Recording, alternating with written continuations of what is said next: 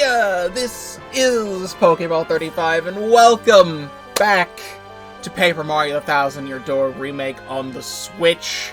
And this is the start of stream number 13, and the end of Paper Mario the Thousand-Year Door Remake on the Switch. Because if all goes according to plan, I'm probably going to make the entirety of this stream the last video, because it's going to be all the post-game content to Thousand-Year Door. And this is all being streamed live at twitch.tv/Pokeball35. Link in the description down below. If you're not already subscribed to the YouTube channel, please do so, because I do have a lot to offer, including this full 100% playthrough of this wonderful, wonderful game. And now, I have not opened the game since we beat it last time. I actually managed to get the episodes perfect. I love it when that happens. Because when this game came out on a Thursday, so I uploaded episode 1 on a Friday, and then all the episodes have been, like, slightly offset. But if I didn't do that and I uploaded episode 1 on a Monday, this is still episode 46 of the Thousand-Year Door, and I would have had to either wait a while or upload this on a Saturday. But no, this should be going up on Friday, and everything should be perfectly in sync. So, hello, Mr. B. Welcome to the stream as well. And look who's here. They all patiently await our return. You're a strange one, sir. It must be something special to convince you to return. Although, if I had a Goomba that cute waiting for me at the dock, I might return too.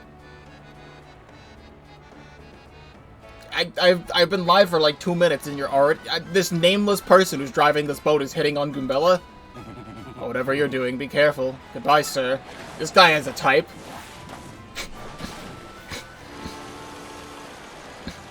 But okay. Long time no see, Mario. I'm totally glad I got to see you again. This is awesome. Everyone's ready. We heard you were coming, so we've been waiting here for you. Are you ready to go? Wherever you want to go? We are there with you. Nobody else has a speaking role here. It's just, that's it. Everyone's waiting for us at the dock, and we've got the whole squad. So, it's been an undisclosed amount of time since everyone has, you know, defeated the Shadow Queen. I do believe, like, nearly every NPC has new dialogue. Sky sure got dark in a hurry, didn't it? Huh? Probably nothing. Hey, the sun came back, pal. Was it you? Did you save us? I'm happy. I'm so happy. I want to embrace life again. I want to believe again. I love you, man. That dark sky cleared and the raging seas calmed down. I can't fight any longer. I'm going out to sea. You saved the world. You saved the world, Mario. My brother could learn a thing or two about hard work from you, that's for sure.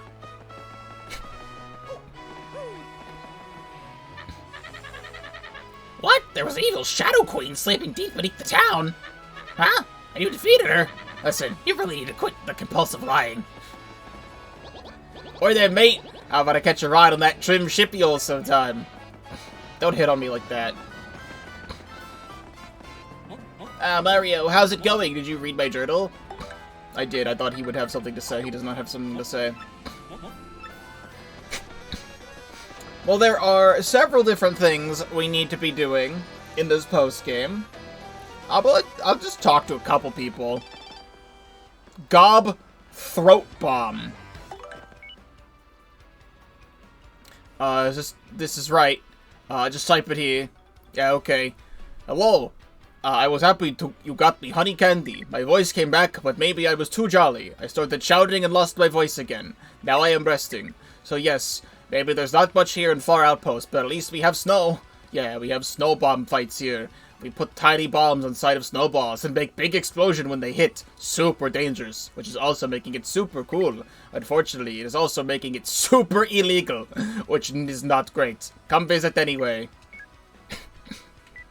This I will read later. I was looking for this guy who defrauded me with a fake credit card, but I quit looking for him. Looking so hard for a guy when the world was coming to an end was pretty stupid. So yeah, I forgot about the whole thumping revenge thing. You smell that? Me neither. No, indeedy. I don't smell a thing. Looks like good times may be ahead, huh? I'm not sure why, but something tells me. So I ought to thank you, bud. So thanks. You look like you don't know nothing, so I'll teach you something. How about that? This guy named Mario who saved the world in its darkest hour. Huh? You're Mario? Wait a sec. Whoa, the rumors are all true? I believe we can go to the shop.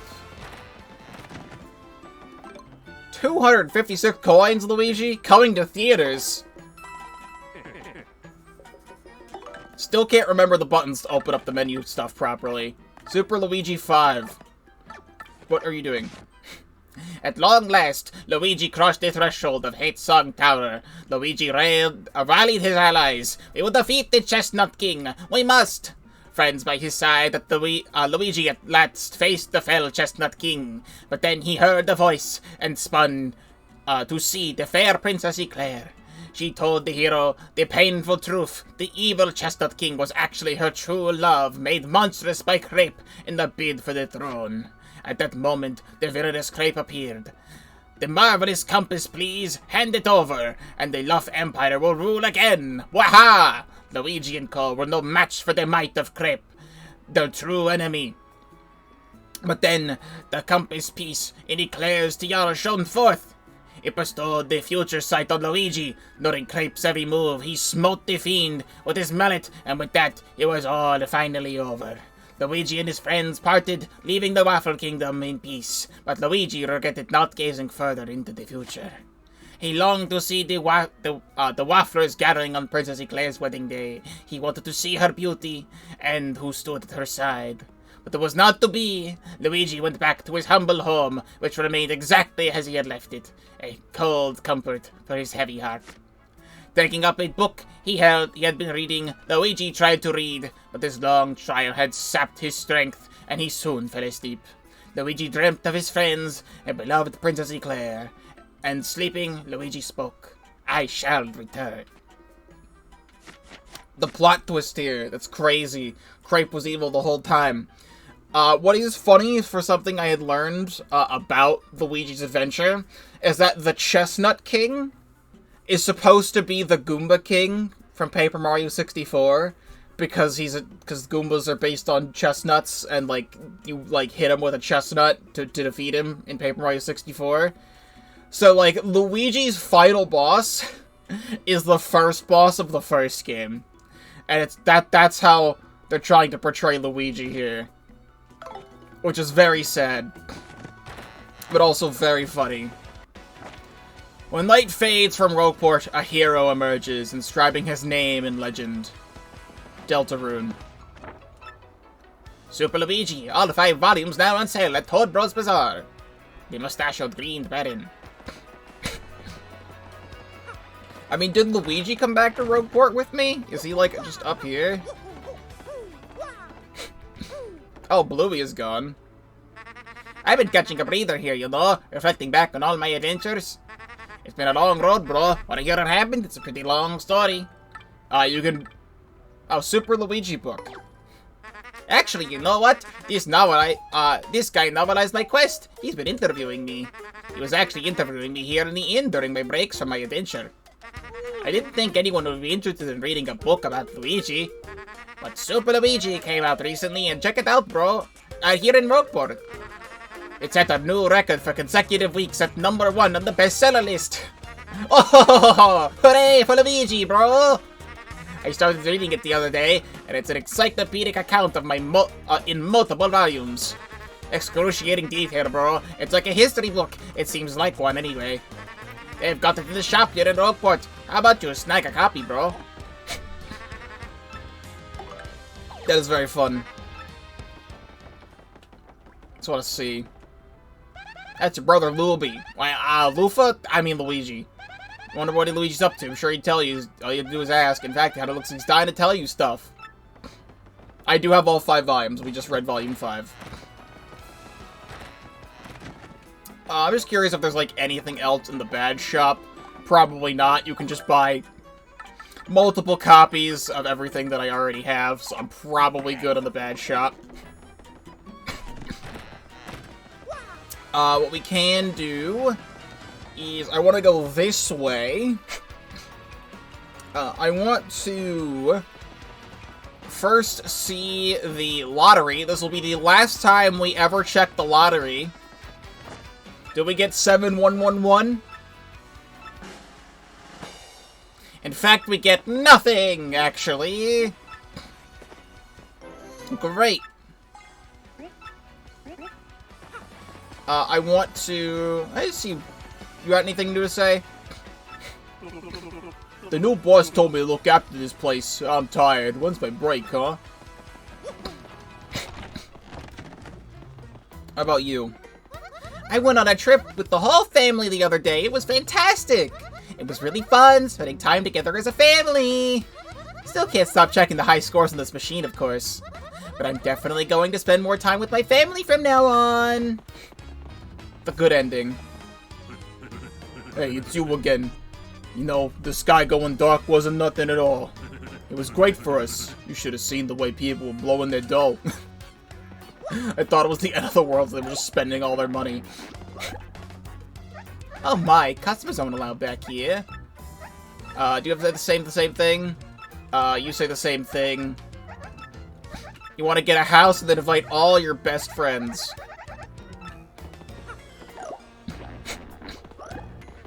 What about you? How you doing? What, me? I'm on top of the world, baby! Just fan-goomba-tastic. No, I have to go check up on this woman's family. This has been a thing, like, the whole game. Also, did I say Goomba's family? I meant to say Toad's family. You know what I mean? My family's so happy right now! I'm so happy too! You finally have a place to, like, sit and write your book? The book I wrote about your quest was a huge success! It's even made it into a play! To thank you for the inspiration, I dubbed it Paper Mario! He made the thing. It's perfect. He's the guy who made the play for, Dupless and Flurry. That's cool. How about this guy? You there. There was this guy who said he wanted to turn the novel Paper Mario into a movie. He said he wanted to help, wanted me to help him do it. So I'm an executive producer. I read that novel too. It was pretty disturbing. Still, I was moved. I thought this would be an effective use of my vast sums of money. Perhaps the time for me to get out of bed and become productive has finally come. Let's go. Get out of bed and be productive. You gotta do it. Going to the theater is like my hobby or something. I mean, the reason I like drama, the reason I like the drama so much is because I live in this town like this. But listen to this, my favorite actress made her grand comeback recently. And then she goes around and announces that she's taking another break. I can't handle being a fan anymore. Don't worry, she's in my pocket. I can't believe I got to be Betty Flurry! I love your latest starring role in Paper Mario!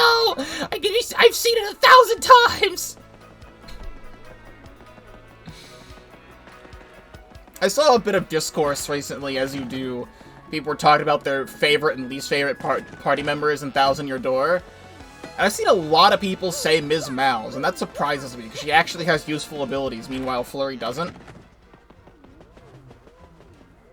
Oh, hey, it's you! Something tells me I just can't call you anymore. You're Mario, after all, the guy that saved the world. I'm honored just to know you. I guess all this fighting with the Robos is sort of getting old. That's it. I'm gonna pitch in to do my part to mend some of these fences. Whenever I see you, something always makes me want to be nice. You're a real pain. Please pretend to the world it's all because of you, Mario. Thank you.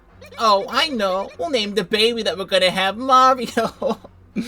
Please don't do that. Hey, listen, Mario. You're incredible, truly incredible.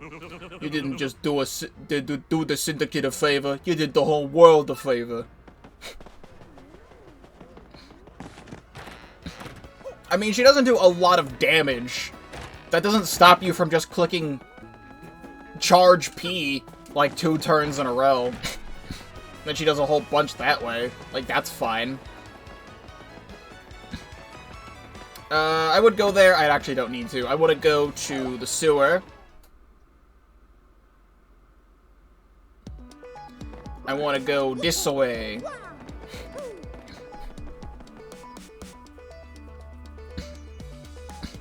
So the first main thing I would like to take care of while I'm down here is this room opens back up. And we can, in fact, take the teleporter back to the X-Naught moon base.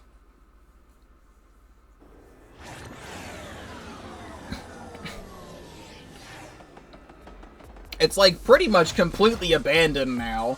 The kick-ass music still plays. But this is just kinda here. We did, in fact, see the entire thing, like, blow up. But for some reason, it's also completely intact at the same time. In the letter we got from Goombella, she did say that tech is actually still operating. So we'll take our first stop here to go visit Tech, who is somehow still operating.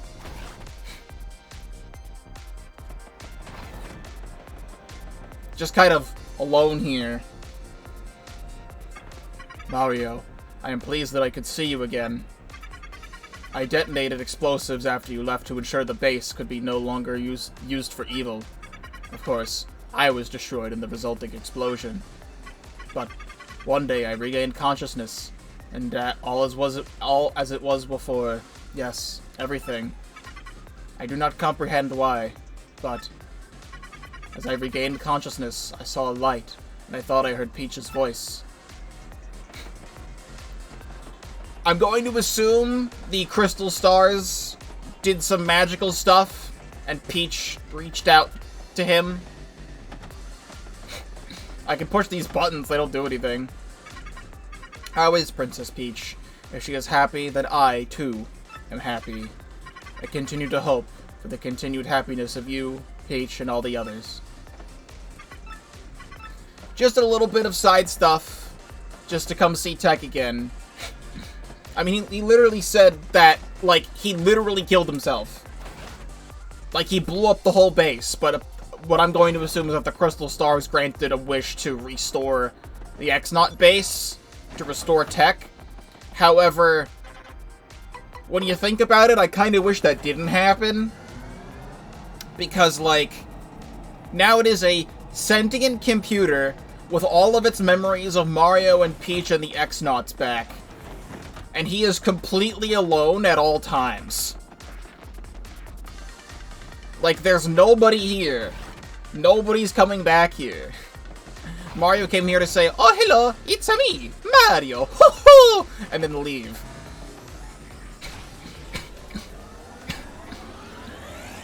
So, have a nice, sentient, always living life here, Tech. We miss you. And we're never coming back.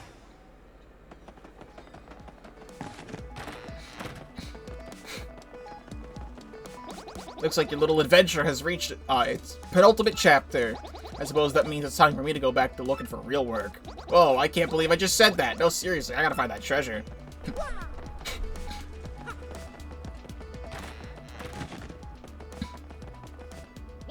I know stuff too, seriously. Like, don't put all your eggs in one basket. Because, you know, the other baskets get jealous. Me, I don't even like eggs.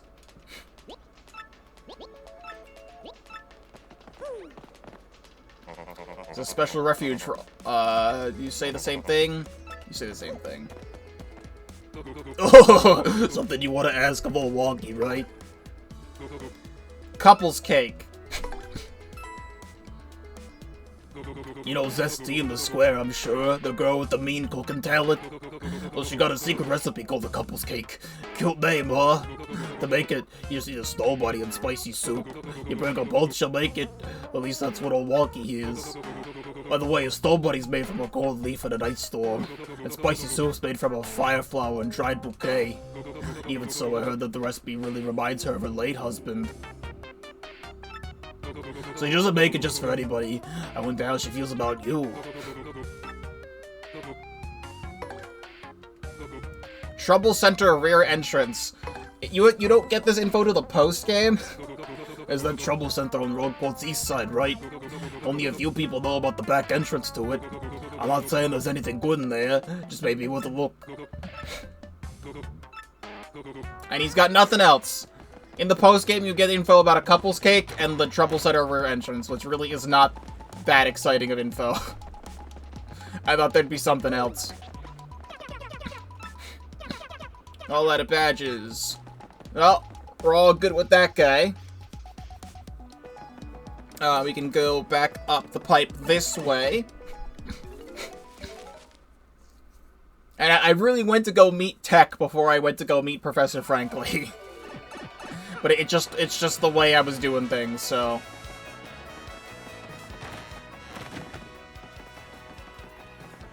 You seem pretty cheery, and as always, I'm happily busy with my research. By the by, do you know what was in the treasure chest we found in the palace? It contained a dried mushroom! Oh no, it's nothing to be disappointed by. Now we know for certain that people indeed ate mushrooms 1,000 years ago. This is a groundbreaking anthropological discovery. So all of that, the whole quest for the treasure behind the Thousand-Year Door, a singular dried mushroom. I should go see the Robos to see if they have anything to say, because the Piantas had stuff to say. Hey, it's the mustache, remember me? It's Pierre, the unemployed slacker. It's really true you defeated the Shadow Queen? That's absolutely amazing. You've inspired me to figure out how I can help Ishmael without being a thief. Hey you! That was amazing! I can't believe you cleared out that darkness! You really are incredible. If I ever have a problem, I'm going straight to you. You saved the world, guy. You're welcome here anytime. My house is yours. You're amazing. I think I might even brag about the fact that you wrecked me. No, wait a second. I can't brag about getting beaten over 10 Beasley coins. That's pathetic. Talk. Hey, you don't have much here, but make yourself at home if you want. Anything back here?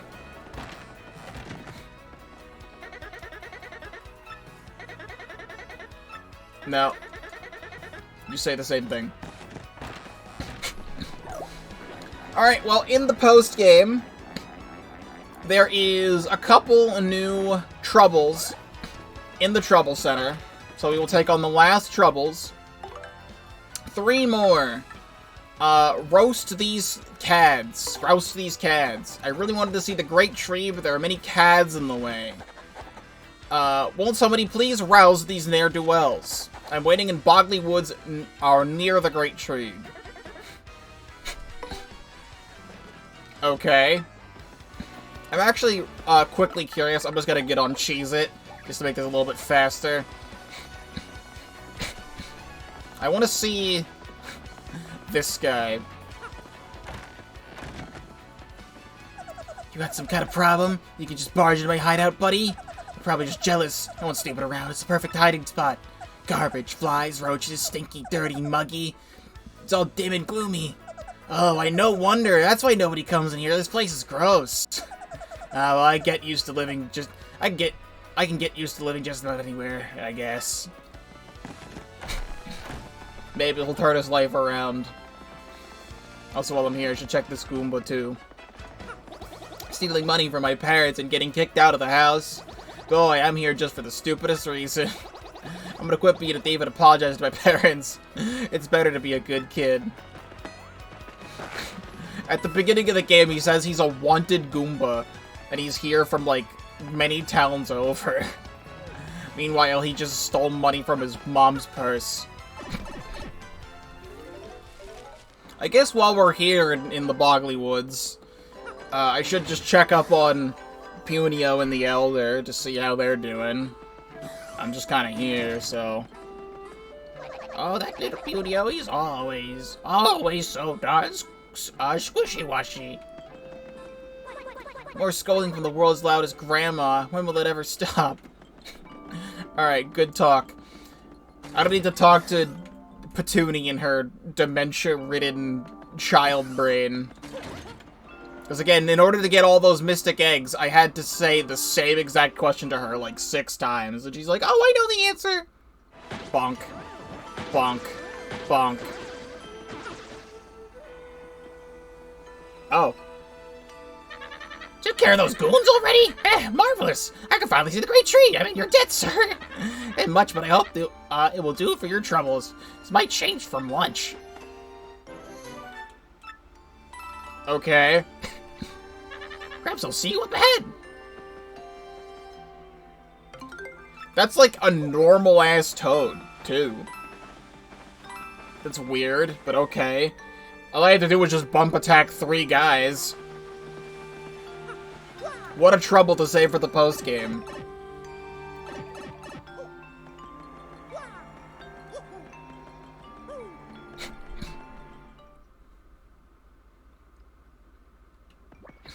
Well, he sees the tree.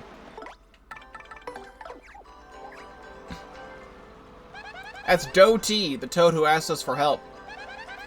I'm so glad he finally got to see this place, you know? Ah, the great tree! As you watch us foolishly continue to repeat history, what could you think of us? You can do nothing but stand and watch our ignorance. No, what rot! To assume that a tree can do nothing! Not only proves my own foolishness! Alright, I don't want to get existential right now. I'll just be going back to Rogueport. Hey, it's that guy again! Have you heard? The end of the world arrived! Then some guy came and put an end to the badness. He was one tough dude.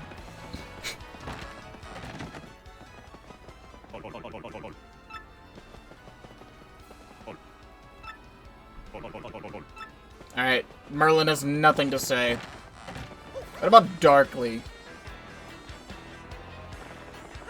Hey, yeah, it's me, Darkly. I like dim places, yeah? You remember when the whole world went dark as night? I just been thinking it would be great if the world went dark. Then it did. That dark was different. It wasn't a good dark. No, it was a scary dark. I'm glad it went back to the way it was. And now I think it's probably better that the world not go dark like that ever again. And we have 2 more troubles in the Trouble Center.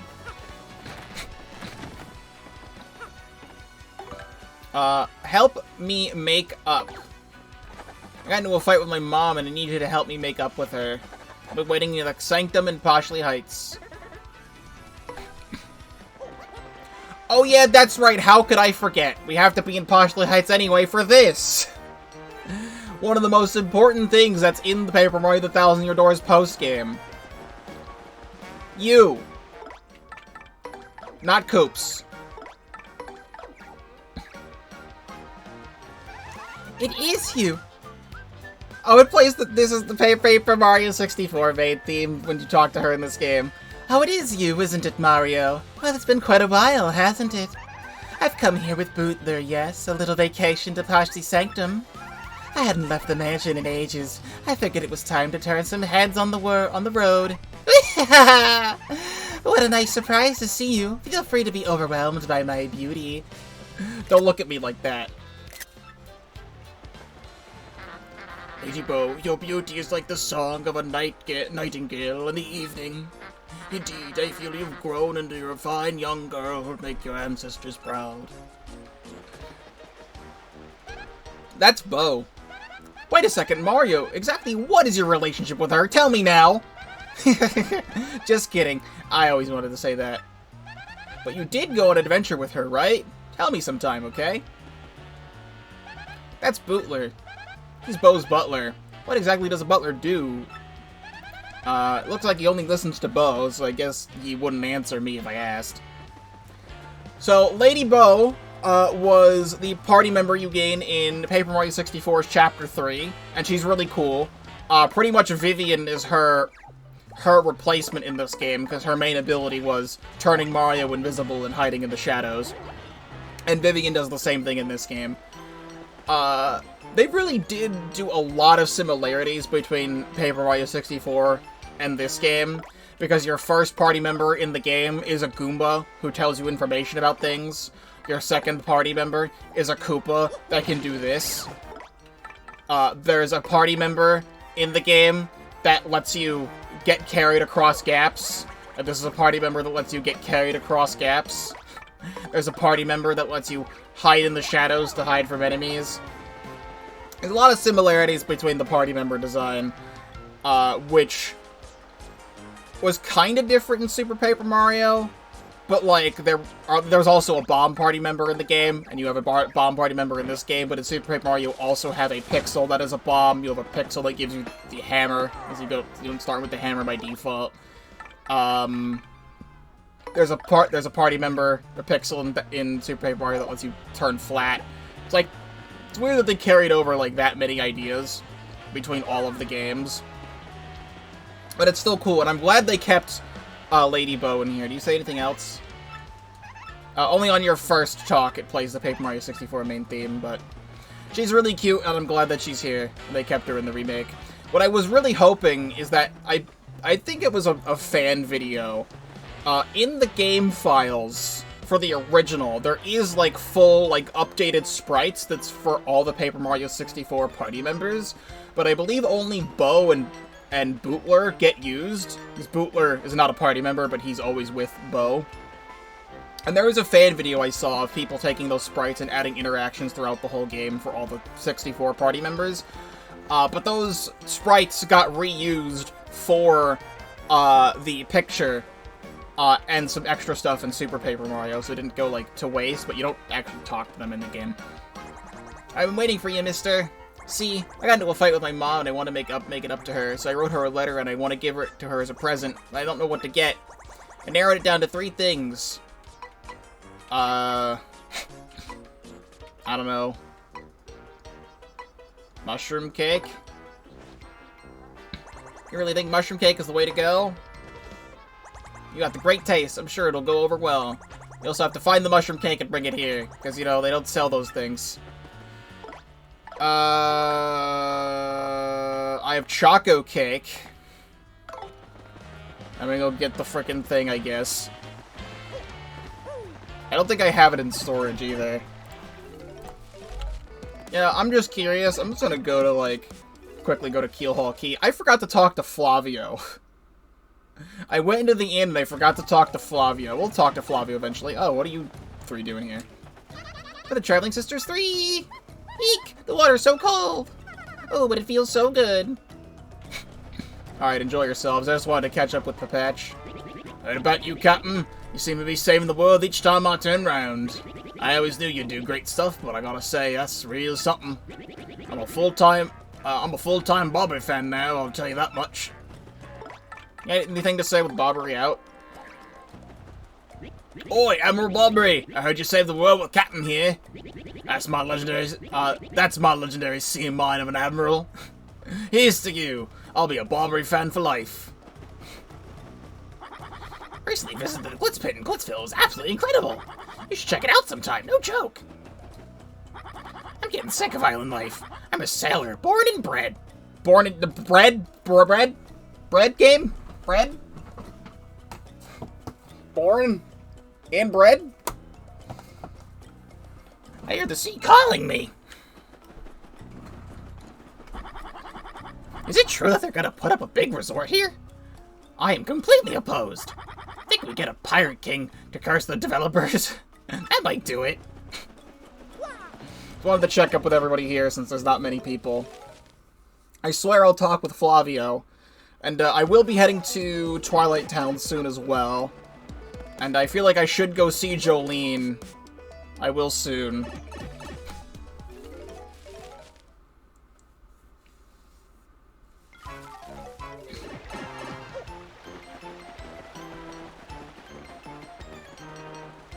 You there. I'm doing the mushroom cake for my mom. Yahoo! A mushroom cake. Thanks, mister. I'll just attach this letter, and we're done. But I'm afraid to give it to her. She may still be mad. Can you give it to her and come back, please? Thing Bob asked to deliver to Sylvia. Again, make me do friggin' everything just because I'm the hero.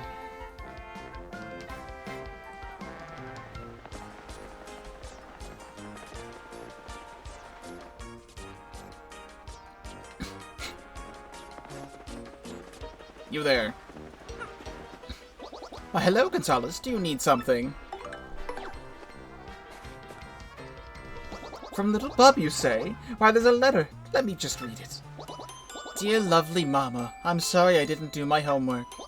From now on, I'll do my homework and try to be a good babam like Papa. And I will give you good food and a nice house. And a pretty hat. So please don't hate me. From Bub. Oh, I'm just going to break down and cry here. Oh, how delightful.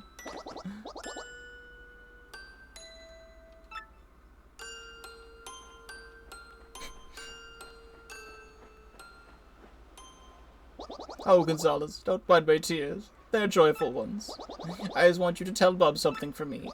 Tell him I'm not angry. I was just being stern because I love him and care about his future. I never meant to hurt his little feelings. I'm sorry I lost sight of that.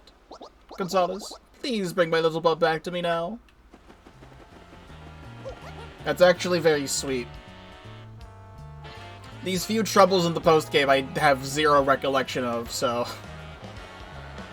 it feels like something brand new for me. Hey, mister, how was it? Did you like the present? She's not mad anymore? Yoo-hoo! Whee!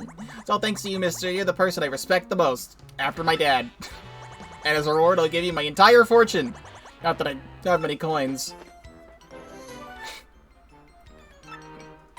It was the friends we made along the way. Mom! That's really cute. I guess while I'm here, is this Pennington in?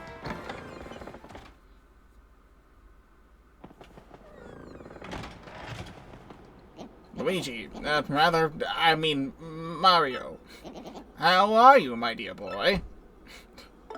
That all you have to say to me? What if I do this? No, I'm Luigi. It's me, Luigi. Now he's too embarrassed. I guess let's make a quick pit stop at, like, each of the chapter areas. It's not gonna take too much time, and I really don't need to go to, like, any of these places for any other reason.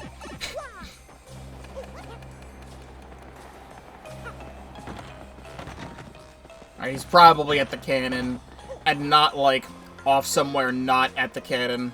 How you doing? Does it snow up on Moon, Paplui? Where does snow come from anyway? Papow! Just thinking about it makes my head feel like I'm going papoom.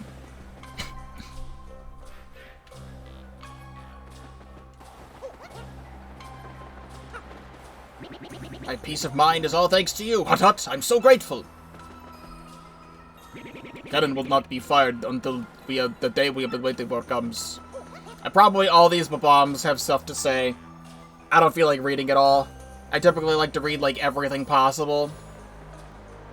This will be something for everybody else to take a look at. Then we'll go to Pelberg. We can see everyone's favorite character in the entire game.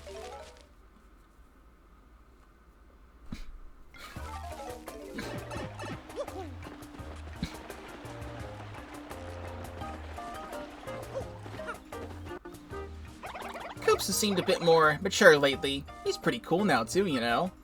Sometimes when I think about it, I kinda miss the old timid Coops.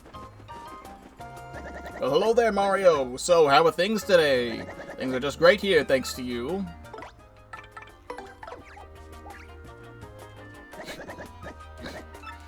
A random bit of information is that, like, after Chapter 7, before going to Chapter 8, you can talk to Cooply with Coops out as your active party member, and he has something special to say. I forgot to do that.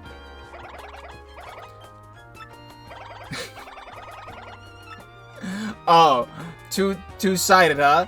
Is it me, Coops, or are you more Toad than before? Well, you'll grow out of that shell soon if you aren't careful. She doesn't want to reveal her true feelings, which you should. Who's there? Who's there? What do you want? Oh, you dirty thief! Oh, poke you good! Come get some! Oh, if it isn't Murphy! How you been, Murphy? I'm good as ever. Got my health and my long, long life. I guess glad to see that he's doing well. Now, it's very peaceful, yes, that's why there's so many flowers. But I have heard of there are places in the world with no flowers bloom. I could never forgive myself. I did nothing to try to bring flowers to such places. That's why I shoot out spores as often as I can. It's my civic duty.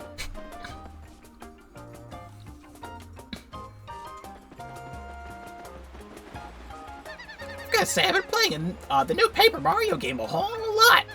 I'm on the fence so far. Gotta put serious time into a game to review it properly. I can definitely tell you, if you're a Luigi fan, this game will only encourage you.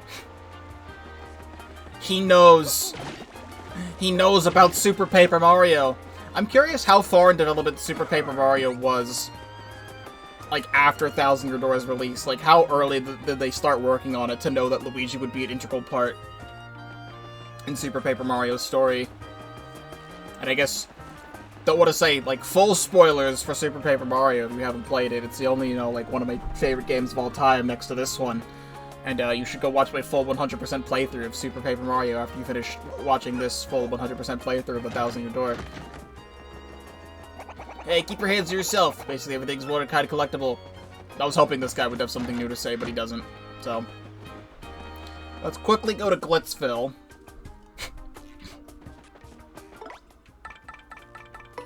Actually, I should see what the last trouble in the Trouble Center is, accept it, and then go to Glitzville, just in case it actually is in Glitzville. Alright, the last trouble is erase that graffiti from Swab. I need someone to go to the 50th floor of the Pit of 100 Trials for me. Shaboom.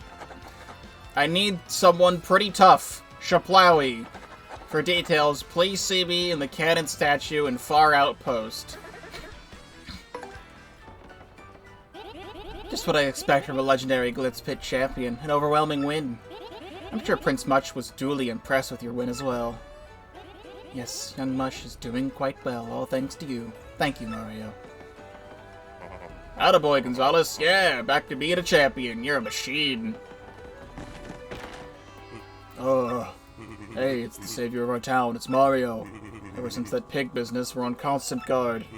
I don't think for a second that we forgot about you. Neat. I also want to check up on the family in this other house that we helped.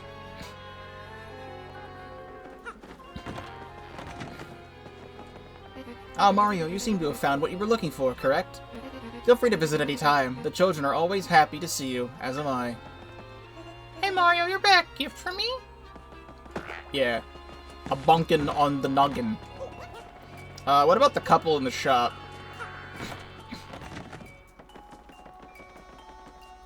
I collect goods and she sells them. Simple. Good shop is like good marriage. Teamwork, my friend. I'm going to assume that the wife doesn't have anything new to say because the husband didn't have anything new to say. So we need to make our way to the creepy steeple. And thank God there's still this shortcut.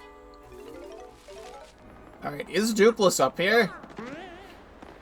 No. Just a completely abandoned place. He left his TV on. We can't turn it off. Because we know Dupless is technically good now, if he was working with Flurry. I was kind of hoping he'd just be chilling here and not causing any mischief, but sadly no. We are here for our last purpose in Creepy Steeple. Because this guy has quizzes exclusive to post-game. Back for more, eh? Gonna quiz you again. First question, what is Hooktail in relation to Gloomtail from the Palace of Shadow? The younger sister. What is the name of the sun mentioned by the letter held by the Dullbones in Hooktail Castle? Colorado. Which symbol appears on the black pillars inside the great tree? Pewdie facing left. Guess you earned this with your huge brain, you nerd. Ultra Shroom. Coming back here, it gives you an Ultra Shroom. Which I believe I said, like, what's the point? I don't need it anymore. But thank you. But there's one more. Back for more, eh? Want to take a quiz? If you get all 15 of my brain-melting questions right, I'll give you something good. Your first question. Goombella is in which year of her studies at the University of Goom? Sophomore. Shit. I was very confident in that answer because I remember she definitely said something about her being in her sophomore year at the start of the game. But apparently not. I'm gonna say... I actually don't know. It's either junior or senior. Junior? Alright, junior year. Question 2. What's the name of the puny shopkeeper in the Great Tree? Pungent. What is the name of the manager of the Glitzville Fresh Juke shop? Because I don't want to cheat, but like...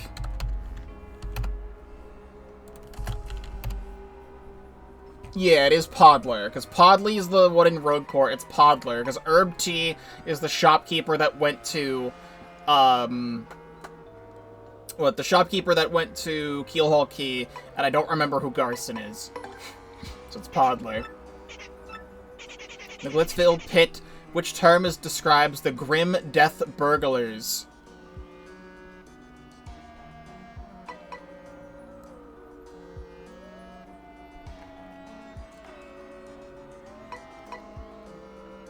It would have to be the Handed Overs. The Handed Overs, I believe, were the bandits. Which model of hammer did you obtain from Glitzville Glitz Pit? The Hammerwhack 2005, from the distant year of 2005, so far off. How many crows can be found throughout all of Twilight Town? Okay, so there's one alone. There was 2 on another tree. There was 3 on another tree. So that's 6. And then I'm gonna say 11. Shit. Then it would have to be 10, because I feel like it wouldn't be 9. Alright. Question 7. Which one of these is not one of Luigi's adventuring pals? Hefty.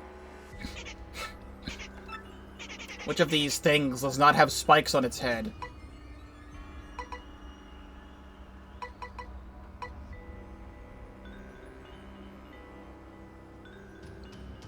It would have to be a Spinia, because Spania is the one with spikes.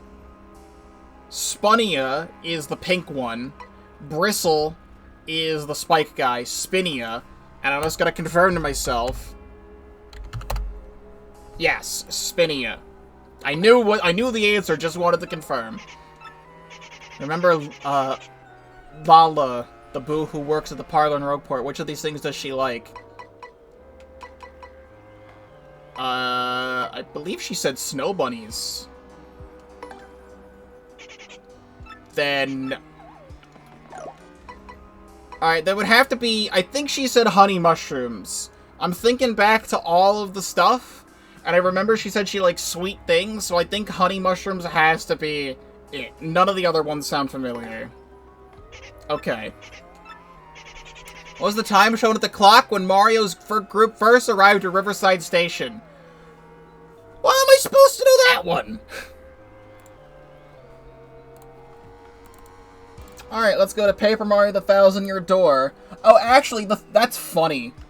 Of all of the episodes of Thousand-Year Door, and right here is the one where I arrived at Riverside Station, and it's literally the thumbnail of the episode.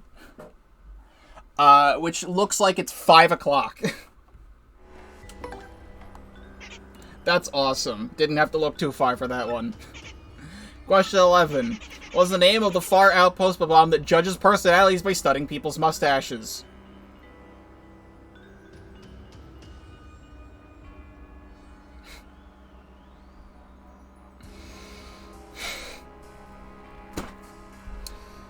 Alright, then, let's take a look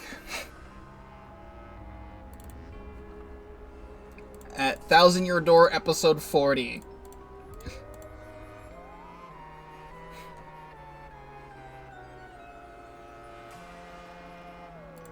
It's the first guy you talk to, or the first guy I talk to. He talks about mustaches, and Goombella, it's Rob. Goombella says it's Rob. Looking at my own episode footage. Question 12. Which of these enemies can only be found in the X-Naut Fortress? That is the Crossyucks. Which of these enemies can be found in the Palace of Shadow? The Wizard.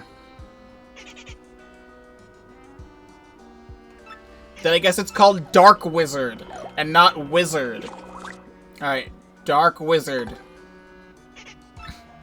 Question 14. Not counting Mario, how many of his partners wear a hat?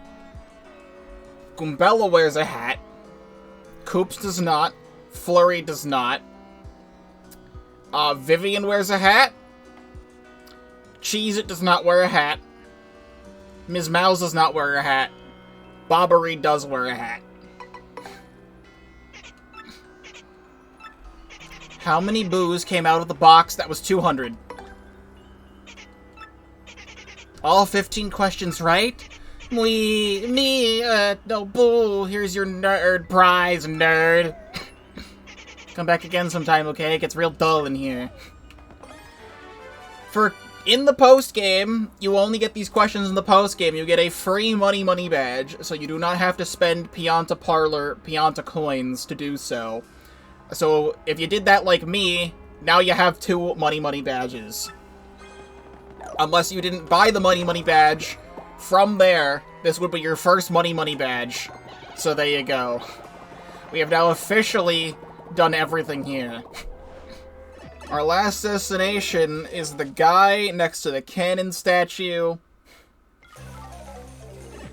in Far Outpost. You read to help my trouble, Shablooey. Thanks to you, Shaboom. There is a dungeon under Rockport called the Pit of 100 Trials, Shakao.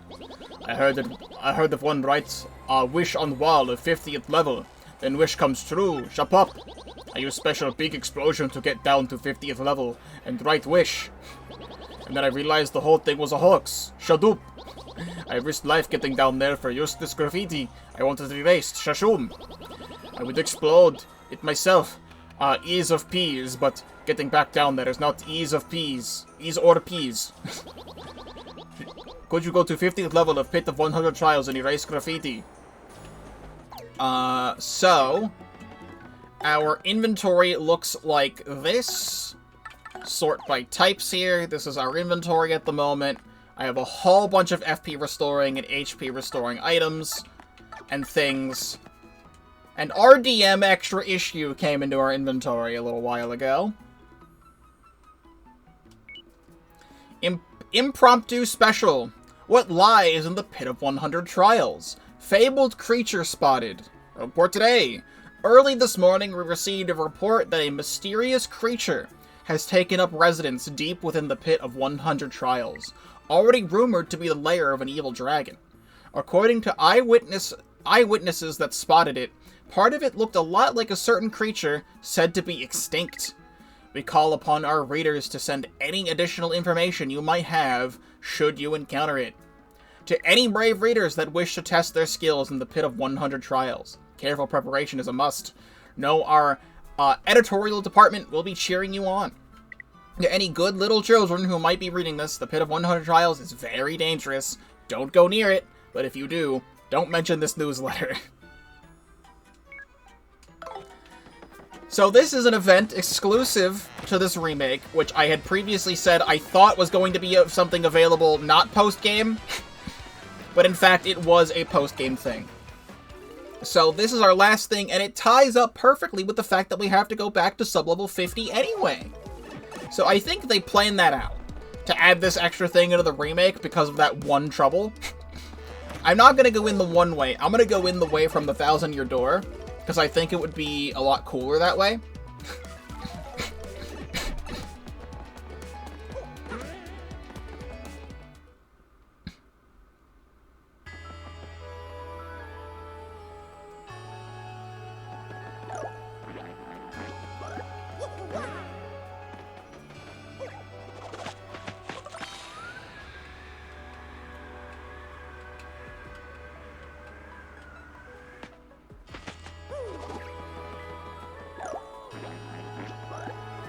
Before I forget, I almost forgot this thing existed in the menu until just now. So here's all of our music from Chapter 8, the sequel.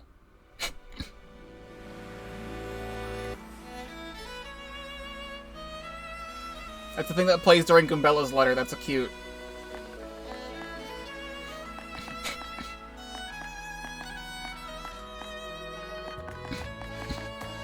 I really, really like this theme. It's very good.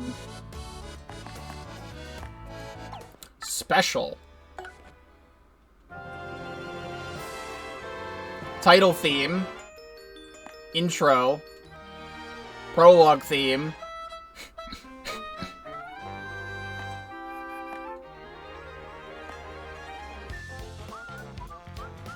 I finally get to listen to this.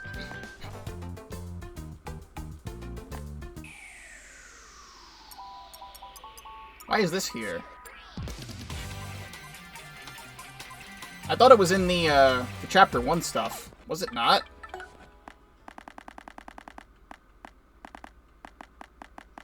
I guess it wasn't. Fair enough.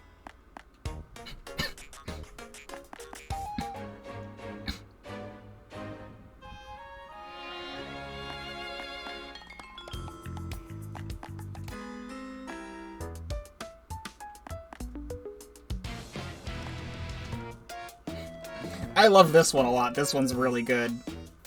Super Bowser Bros. Who's the other bro? Who's the bro?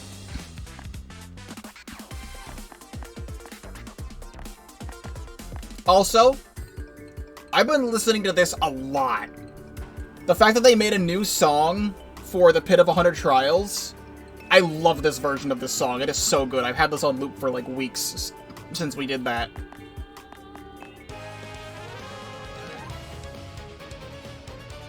This is just the Hooktail Castle battle theme, though. Is this in any way different than the Hooktail battle theme? Because it sounds exactly the same.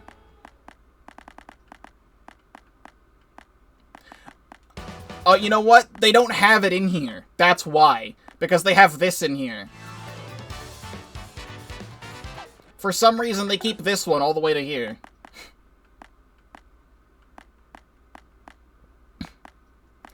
So there's 2 more songs related to the Pit of 100 Trials that we have left to unlock. Also, the art gallery. Chapter 8 art gallery. I almost forgot to look at this stuff. So here's some Palace of Shadow. Here's the Palace of Shadow Tower. The Clockwork Room. Some different lighting. I actually like the dim lighting in the top left there. That looks really good. Inside the tower, there's 3 Marios. Here's the Shadow Queen Resurrection Chamber. Oh, that's really cool. Originally, the room was going to go negative, but it uses Mario's design from, like, Paper Mario 64. Kinda. In those 2 specific ones down there. And here's some stage design stuff. The stuff, when it turns dark.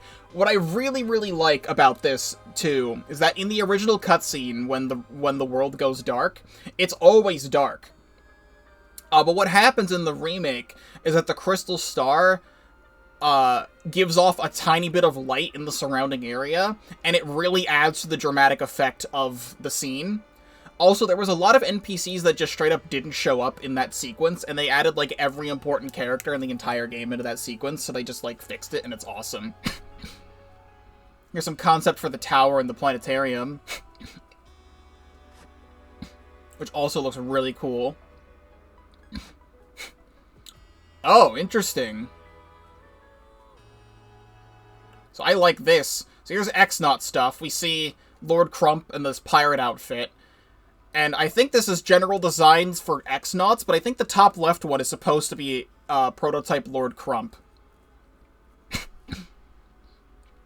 The different X-Naut designs are really interesting. But then this was what the Shadow Queen used to look like? To me, she looks like Queen Sectonia from Kirby Triple Deluxe. but also, like, kind of reminds me, like, my first instinct was Queen Sectonia, and then my second thought was Queen Elizant from Bug Fables. I don't know how they would have... I think that's just a major coincidence that they look similar in, like, face, because Queen Sectonia, or no, freaking Queen Elizant from Bug Fables wears a mask, and she's also wearing a mask here. And there's some other designs as well, which is very interesting. And special pieces of art. I don't know what this stuff is. So we have Mario's house. Different parts of Mario's house from the outside and the inside. Some concept art for the Switch blocks. See, like, the intricate design in them. That's cool. The chests, springs, shine sprite blocks, heart blocks, all the different types of blocks and coins. How they all fold together. POW block, question mark blocks, and save blocks. The spinny coin transition for chapters.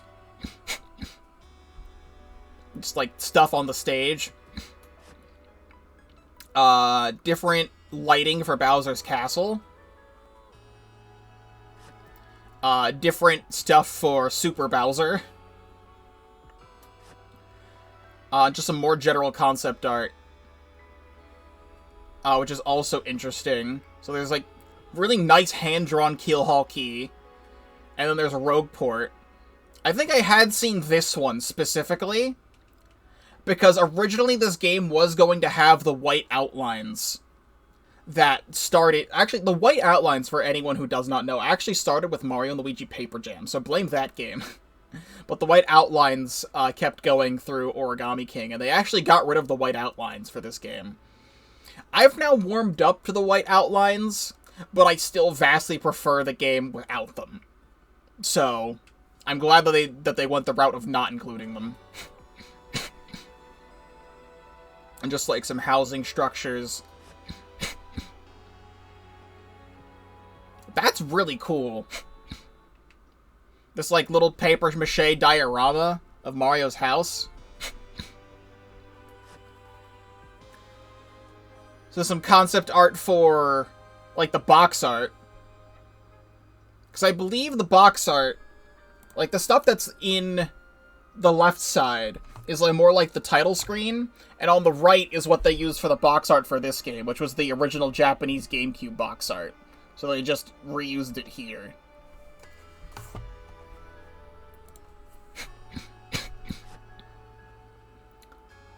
Oh, interesting.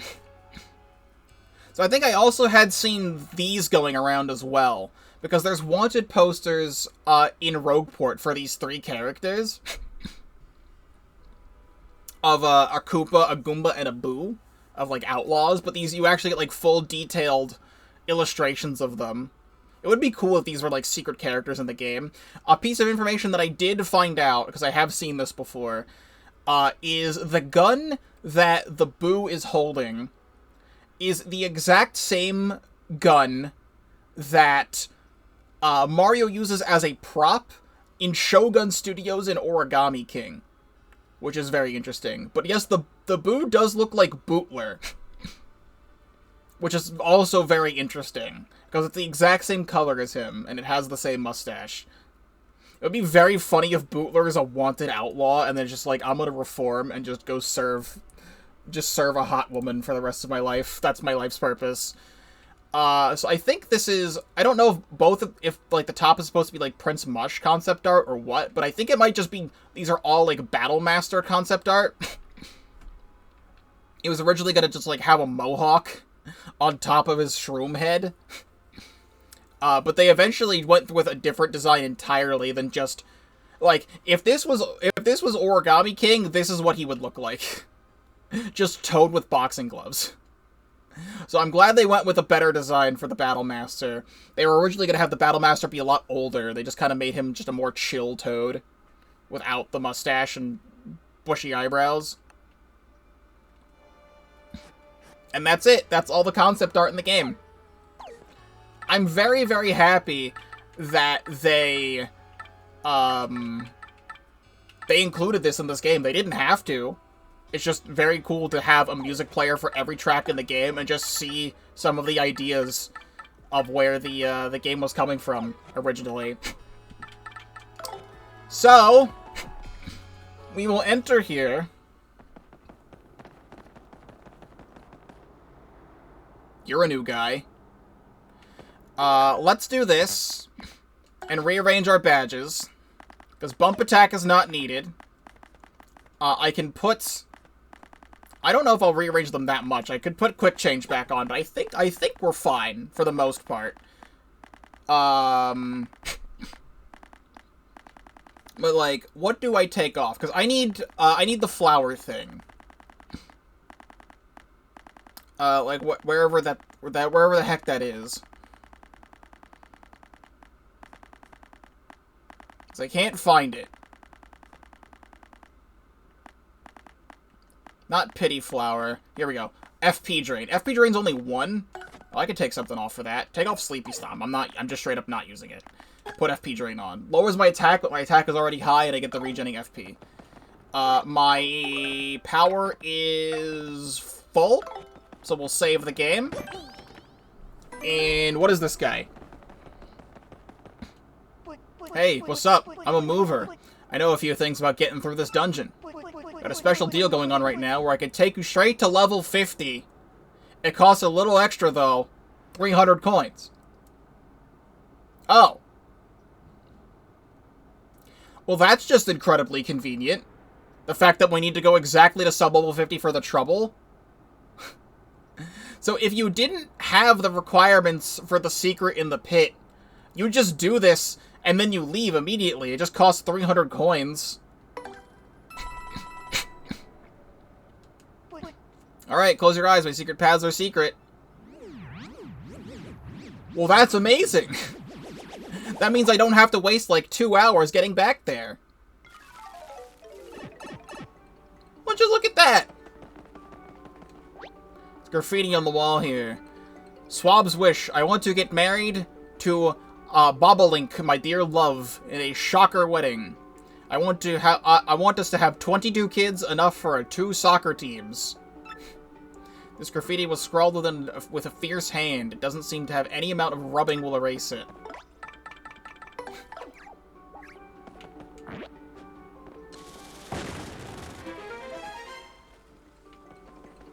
Oh, I solved the trouble. You could say the bomb was about to bust.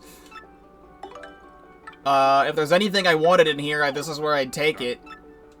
But it's incredibly convenient that we just go straight to level 51. I will gladly take that. So, what I'm going to assume is that the Pit of 100 Trials is not any different than it was before. In Super Paper Mario, spoilers for Super Paper Mario, there is a Pit of 100 Trials that you can take on. There is also a second Pit of 100 Trials you can take on, but the only way to beat the second Pit of 100 Trials is to do it twice. So it's 200. In grand total, there's 300, plus the Sammer Kingdom, which is another 100. I kind of wish in Super Paper Mario's case, as well as this, that they would change up the pit to have like brand new enemies in it. It is kind of lame that I have to do these 50 floors again. It shouldn't be that bad. It's just annoying that I even have to in the first place. So you've all seen this already, and this really shouldn't take that much time to do. Multi-bounce. Like, it really shouldn't take that much time to do. So I was gonna have the opportunity here to just kind of talk about stuff, because before I just, like, was not saying anything throughout most of these floors, but I actually have things that I can talk about. Oh, I forgot to renew my spell.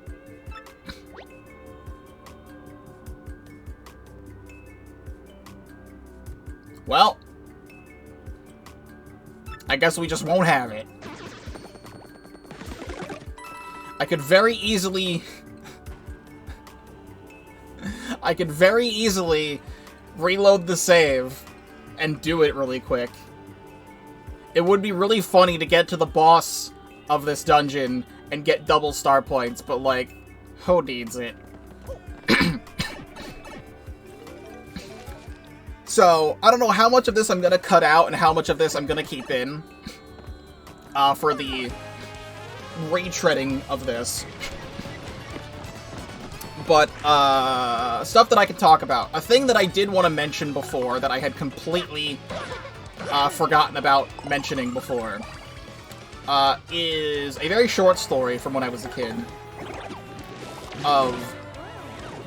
I used to have a plastic Ziploc bag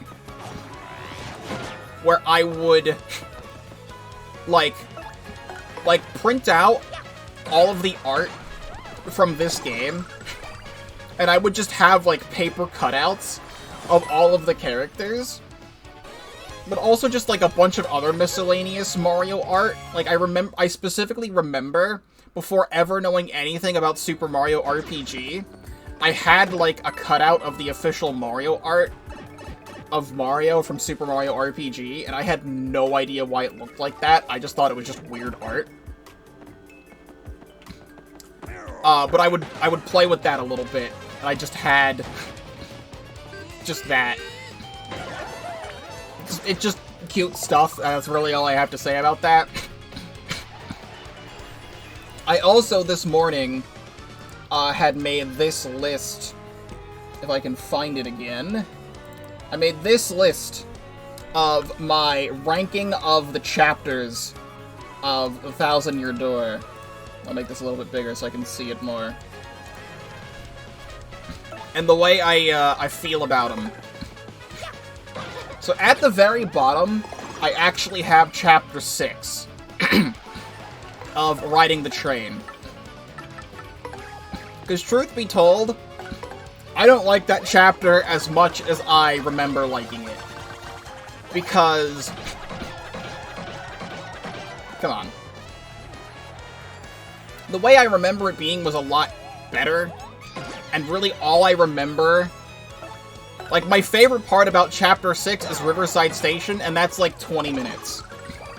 Like, the whole thing about the chapter is that it's a parallel to, I believe, Chapter 7 from Paper Mario 64, where in that chapter there is a murder mystery with a penguin. So this game...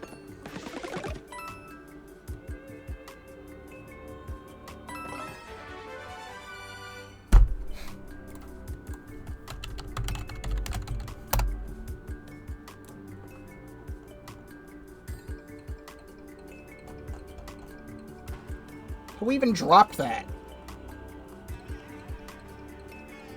Who else was in that battle? There was a bandit, right?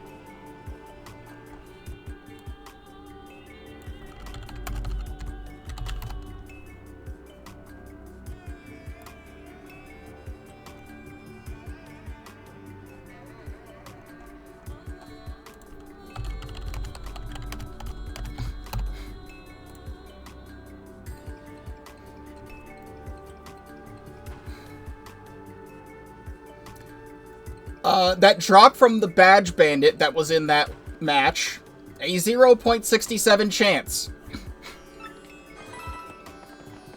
Cool.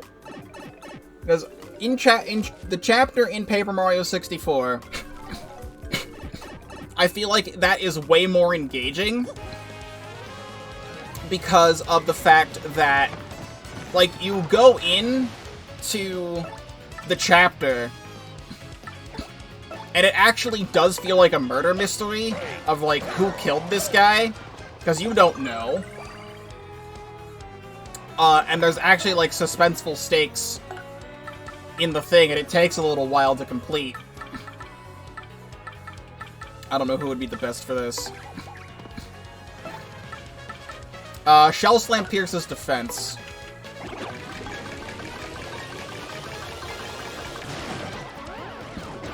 There we go. I know I'm using a lot of FP, but, like, I'll get it back eventually. But, like, Chapter 6 is you get on the train And, like, the first mystery is who stole the cooking pot. It's very obvious who stole the cooking pot, so don't worry about it. But you still have to figure out who has the sticky, yummy threat. And I feel like the sticky, yummy threat kind of just, like, resolves itself. Hello! I would love to spend less time doing these things again.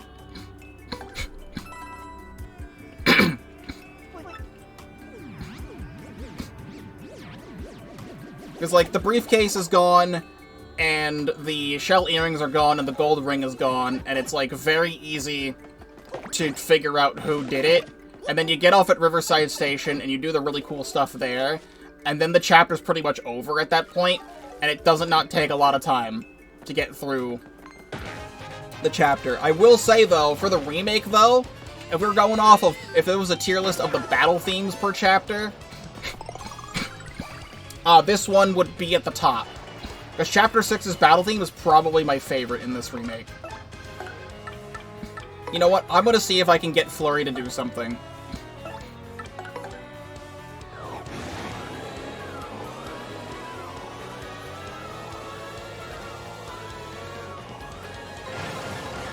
You know what? Flurry underrated. I didn't want to fight you. Up next on the list, I have Chapter 7, which is self-explanatory. There's not much going on in the chapter, and you have to do all that general white backtracking, and even in the remake, it is alleviated, but not by a lot. Only like a couple extra minutes are taken off. Excuse me. Only a couple extra minutes are taken off the thing, and then when I got to the X-Naut Fortress, it wasn't a lot to do there, and it was just kind of boring for me. So I did not really like that very much.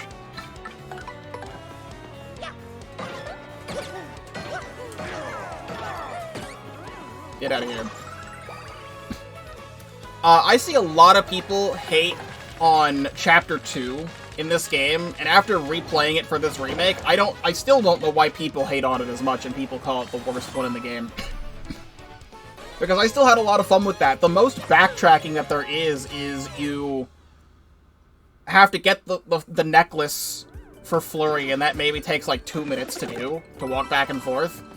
And then like going back and forth between the room where you get trapped in and getting the super boots, or the whatever boots that you get there. And like, it's not that bad, and the area looks really pretty, and I like the music there. You have a life shroom. Can I take that from you?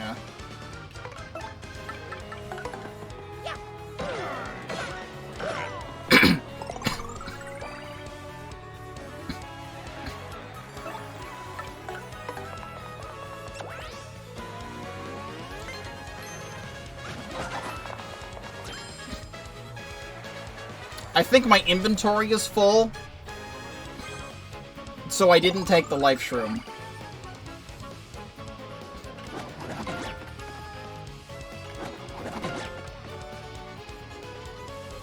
Alright, well then stop that.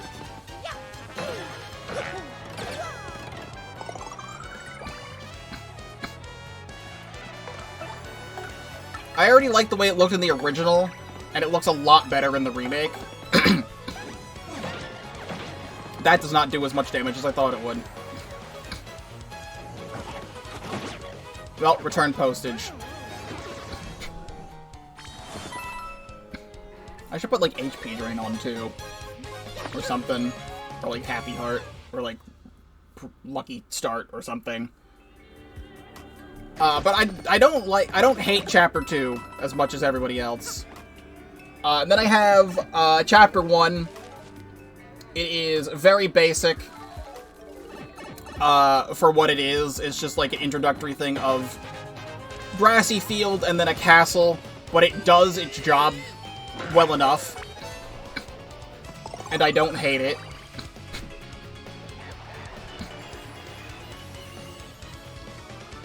Can we do multi-bounce? There's not much else I can really say about the chapter. Lol. But I do think Hooktail is cool, and the stuff surrounding it, it's alright. Then I have Chapter 3, which I had already really liked Chapter 3 to begin with. I put that there. I honestly might put Chapter 3 down one, because it was a lot of battles, and I like the combat in this game. But there is still the mystery. Also, I realize I'm blocking chat. That's my bad. Just completely forgot chat was there. That's an oops.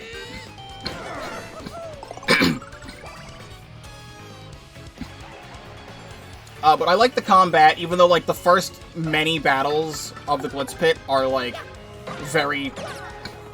I would say boring. There is not a lot to the battles. But the mystery, if you're a first-time player and you don't know... And I really don't know what to do.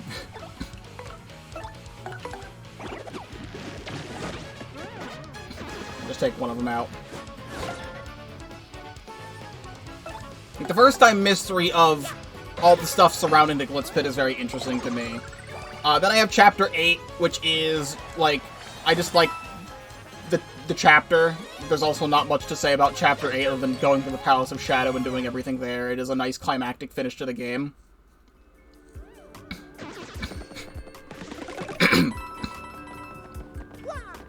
Then I'll talk about Chapter 4, because I already really liked Chapter 4, and the stuff surrounding Chapter 4. The backtracking in the original is very bad, but thank God this remake alleviates just a little bit of that, and it does not detract from the fact that I really like Dupless as a character, and I think Vivian is really cool, and the whole story surrounding that is just really really cool.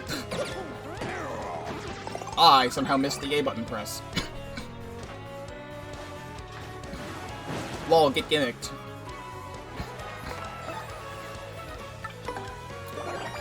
Wow, my brain is off right now. I apologize. I'm speaking. This is why I don't speak when I'm playing the game.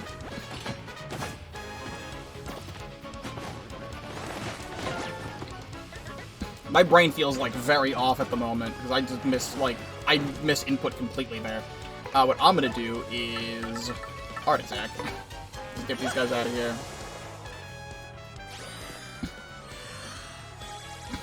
If the backtracking was still in this game to its fullest, I would not like it as much.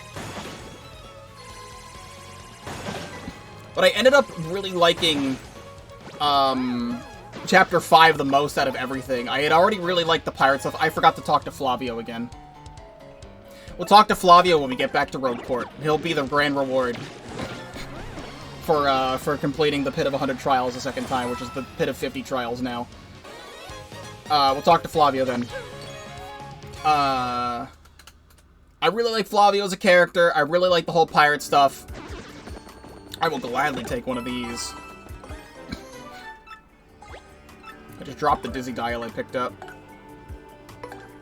Also, I have these items that hit multiple enemies. I gotta remember to use them. It's the whole reason why I have them is for this purpose.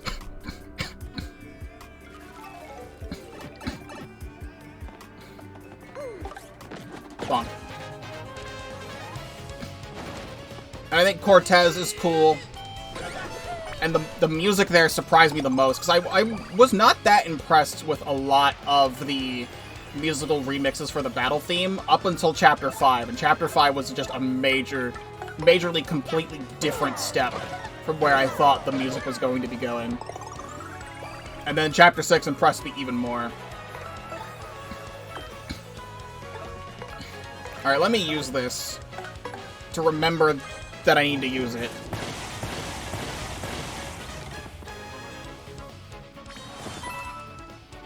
So that's my general feelings on all the different chapters related to the game.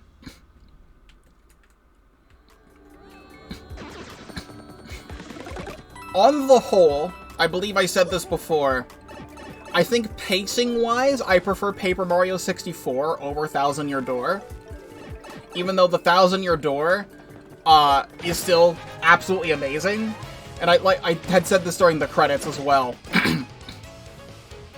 that a lot of people hold this game in such high regard because we don't have another Mario game like this. Yahoo! Like, the closest we have now is Origami King. And, ow. That does hit a lot of good points in Origami King.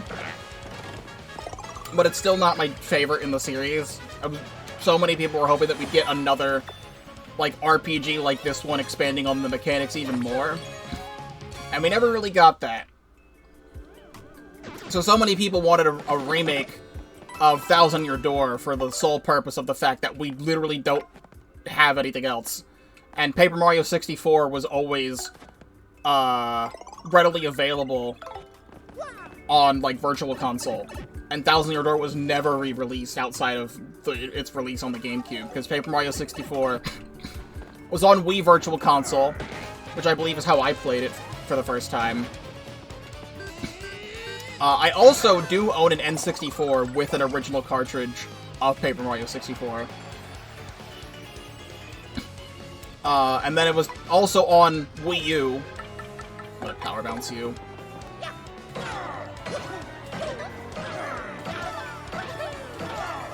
Jeez. It was also on Wii U Virtual Console, and then was on Nintendo Switch Online.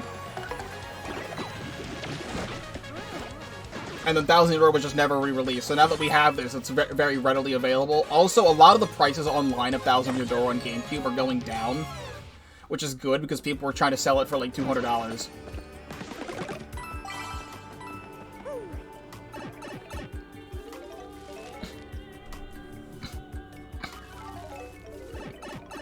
Oh, did we already make it to 70? We already made it to 70. We're going fast. As the better game, though, overall, I think Bug Fables is still the better game over Paper Mario the Thousand-Year Door. Because there is so much that Bug Fables does right. And I wanted to bring this up when I was trying to talk about it during Chapter 3, and I just, like, could not get my point across. I did reopen Bug Fables just to take a look at the game again. Because I remembered the medals, which is Bug Fables' badges. I remember them being a lot cooler than the stuff in Thousand-Year Door. Because when I was getting different badges in this game, all it really is different attacks for Mario's jump and hammer, and then, like, stuff to increase your HP, increase your FP, or, like, evasion things.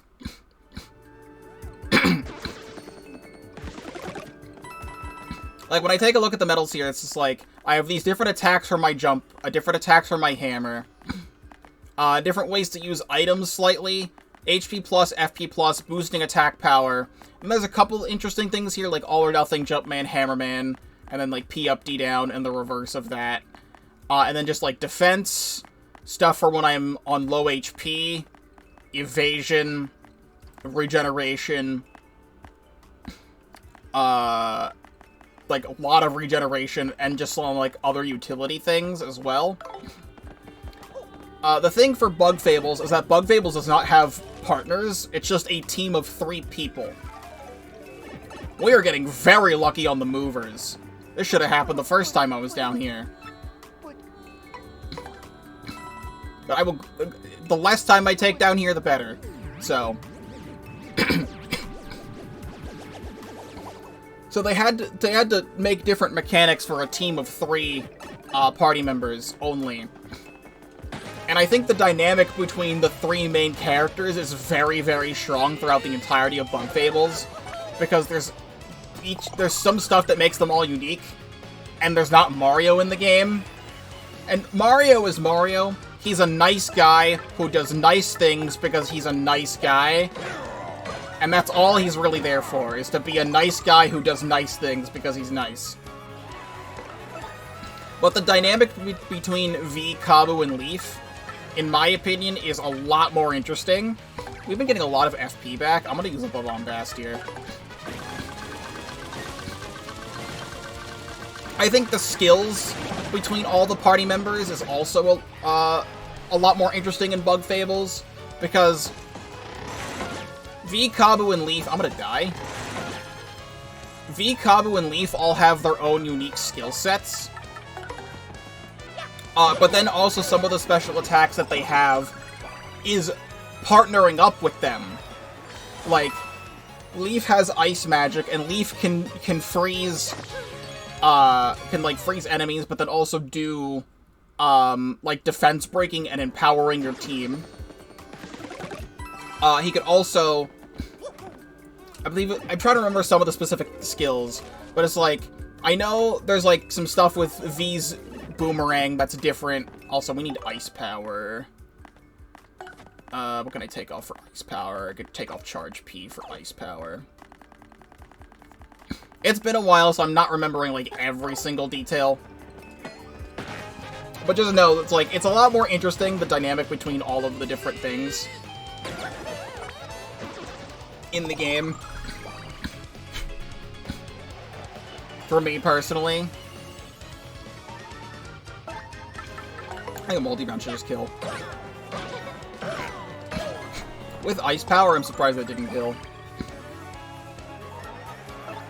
We need to switch to Koops, and Koops can take out the rest. Koops, please. There we go. And I think the world is also really fleshed out in Bug Fables. There's a lot of different characters to talk to, and they all have, like, really good things to say. And just stuff overall. And I would love to revisit Bug Fables at some point. I just don't know when I would. We don't need that spike pouch. I, at one point after I finished Bug Fables, had wanted to go back and do a playthrough on my own, and I never ended up doing that. So that could be something I would do. Mario is hero, and he is nice guy who does nice things because he is nice, and that is his main... That is his main point of being a character. And the party members don't get a lot of say in everything that they do, either. I'm curious if Flurry can do this. It would be funny.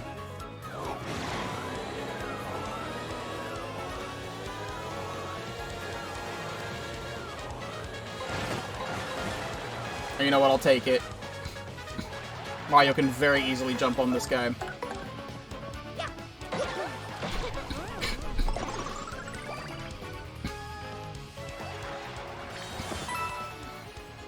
I don't know why the V emote didn't work. It should be a Franker Face Z thing. I don't know why that one didn't work.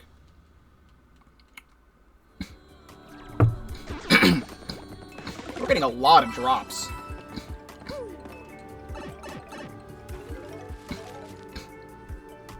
Like, they're all their own unique characters, and it's a lot more interesting. Also, we're already at 80 because of that mover. So this is going by very quickly.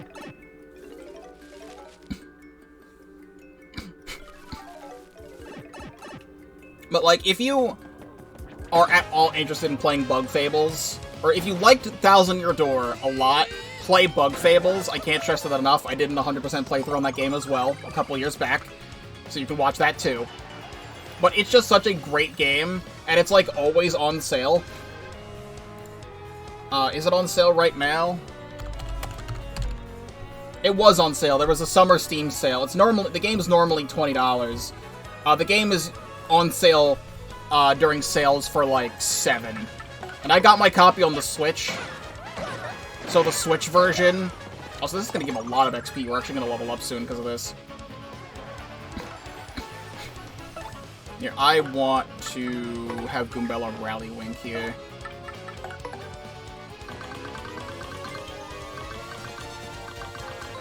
I did not do enough damage to this. I will just art attack the rest of them. I don't want to give, like, too much away for people who haven't played it. Just know that Bug Fables is an amazing spiritual successor to Paper Mario: The Thousand-Year Door. And I have enjoyed my time with this remake a lot. It just makes me want to play Bug Fables again, too. God, those freaking Spunias give so much XP.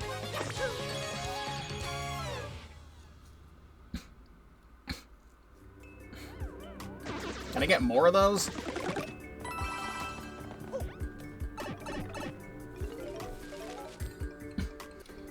The other talking point that I can talk about... Well, first let me drink water. Oh god, these fucking things.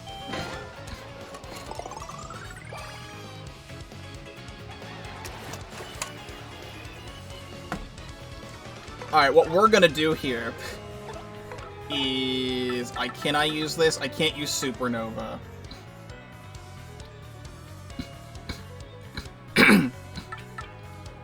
Alright, I'm gonna have to use Art Attack. I don't trust using Showstopper right now.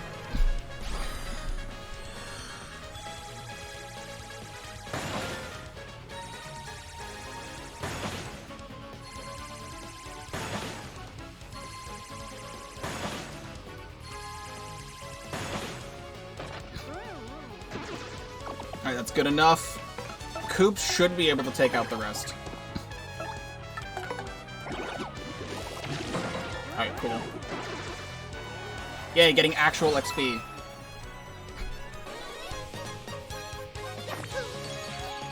Two.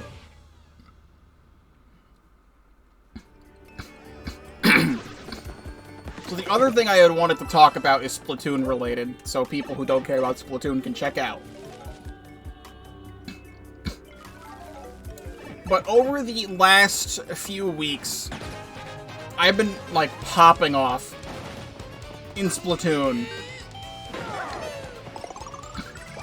Whereas several bits of backstory is like, I don't know how I want to structure the way I'm trying to say what I'm trying to say here.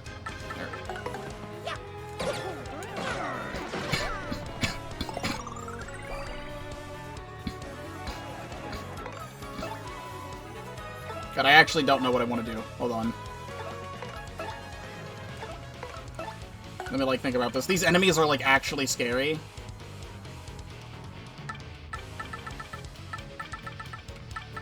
I might be a little bit screwed. Bobbery, could you do this for me?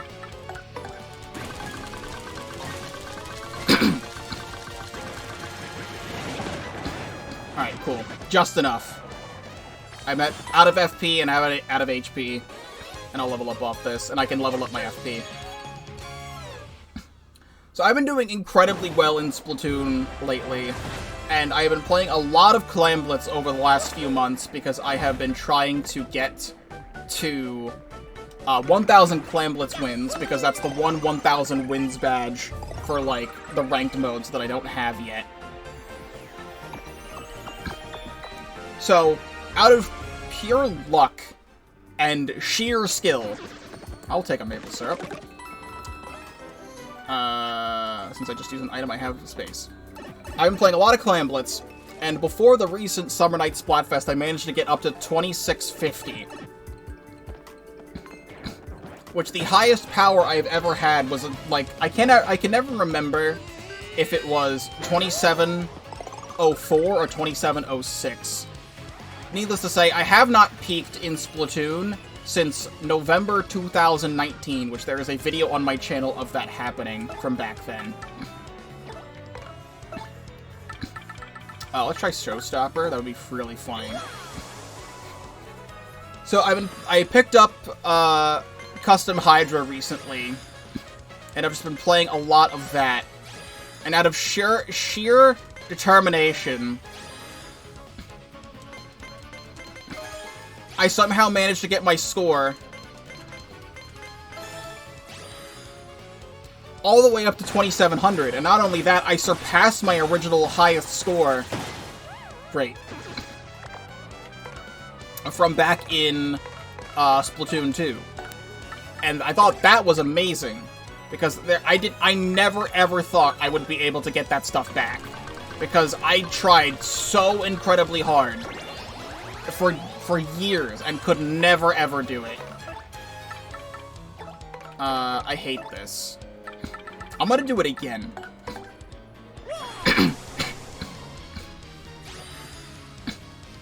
Try and gimmick them as much as possible. So then I just kept winning. So I got past 2712, which is where I got my power to. and then it just kept going up, and I got to 2771.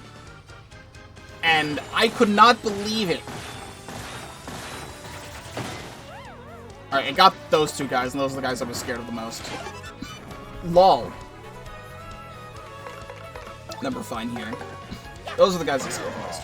So, I managed to get all the way up there, and I'm like, this is actually doable. Like, getting 3,000 is actually, like, a doable feat for me.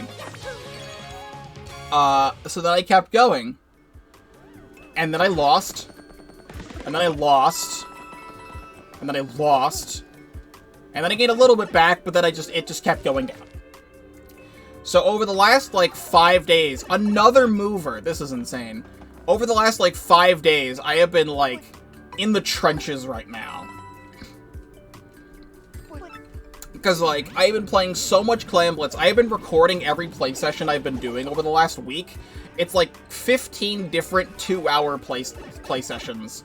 This takes us to 90, doesn't it? Wow.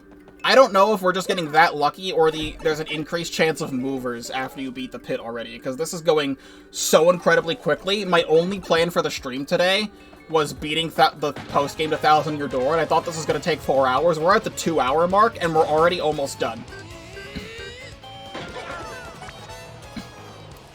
But all of a sudden, I'm getting a whole bunch of different matches where I absolutely hate every single person I am matched up with. Yeah, these guys have a lot of defense. That's right. Alright, this could go very poorly. I think we Rally Wink.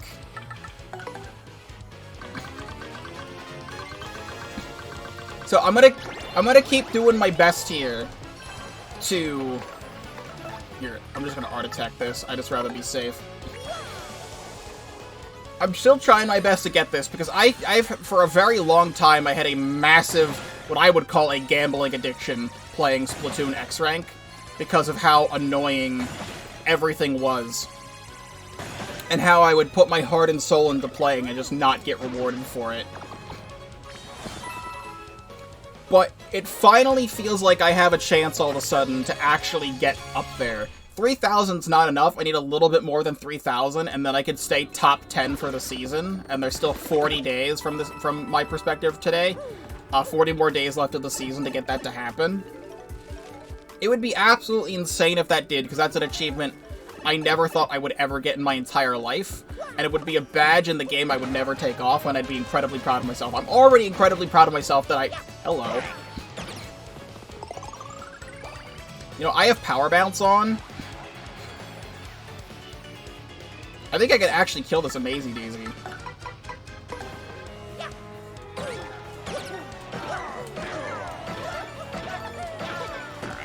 Wow. Oh my god, that's still 44 XP at this point?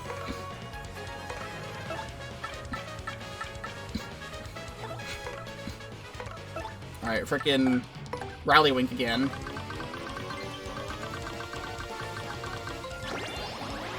But you guys need to see something, just so I can just, like, talk about it more here. 'Cause I don't understand. So, go to screenshots here. Took stuff from the end of the game. But here's my achievement. This is what this actually did happen. I'm not just talking out my ass. I did get to 2771.3, and I'm like, oh my god, I cannot believe this has happened to me right now. I'm finally back at my peak.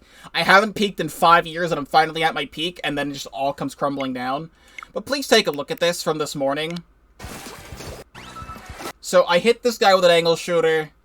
I'm like, okay, I'm gonna crack in here to get this guy, but they hit the fan, and the fan goes up, so I miss my shot here. And I'm like, okay, there's a jump here. I'm gonna get this guy jumping in just to get some value out of my Kraken. What was that?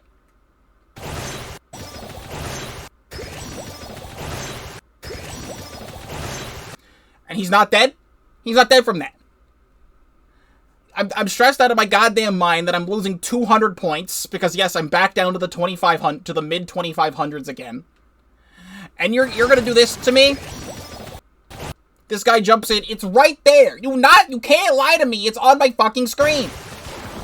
But no. Also, I ended up playing the longest Clam Blitz match of my entire life. I have never played a Clam Blitz match longer than this. It's Lemuria Hub and no one has scored and overtime was almost over. That's how long this match was going on for. So I throw my screen down, there's a triple splash down. They're all dead, and we have Tacticooler here. The Explosher backed up. So, I want to jump to this guy so I can get in closer because I'm a custom Hydra, and even with Tacticooler, I'm swimming slow. So I jump in at the exact moment this guy splashdowns this guy, but he dies in the process, and I'm able to get up here and score and win this match. That was nearly an 8-minute long Clam Blitz game. Like, overtime had this much time left. I don't see the guy that jumped in, though.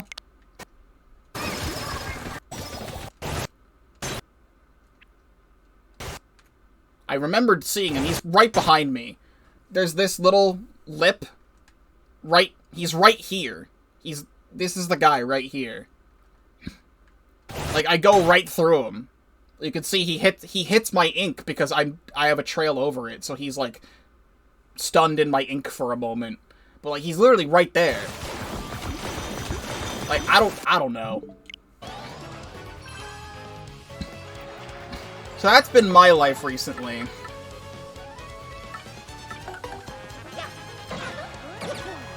It has certainly been a time.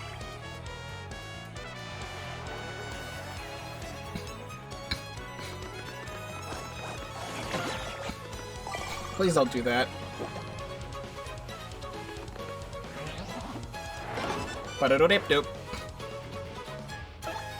No, power bounce on you.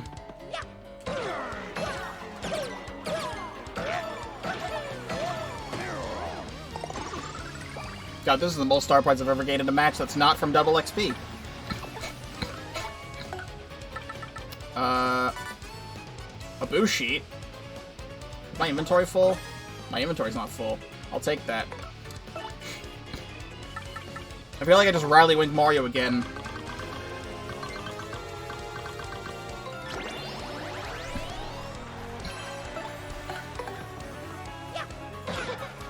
Get out of here.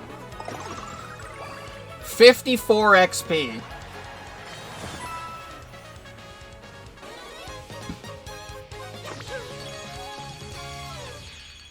Three away from another level up.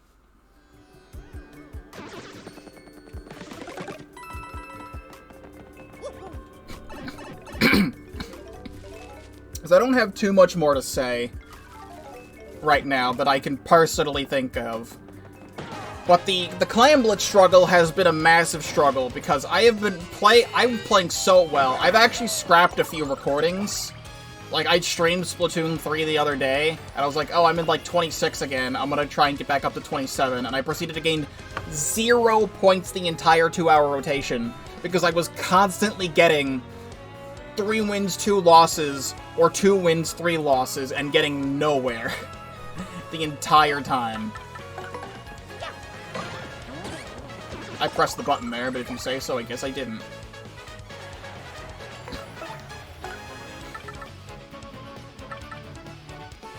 I'm gonna cheese it this and gulp. That pierces defense.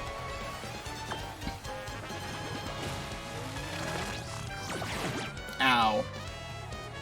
I'm gonna do that again.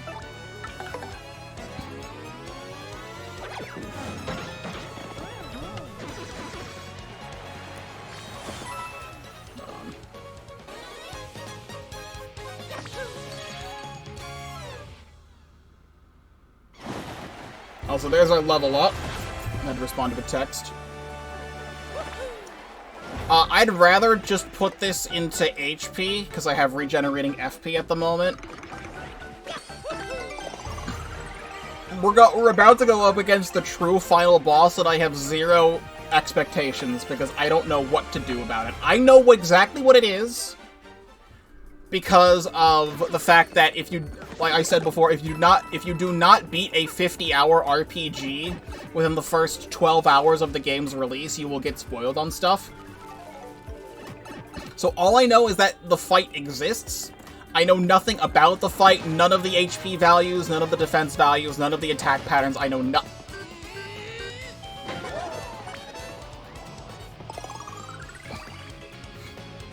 Hello there.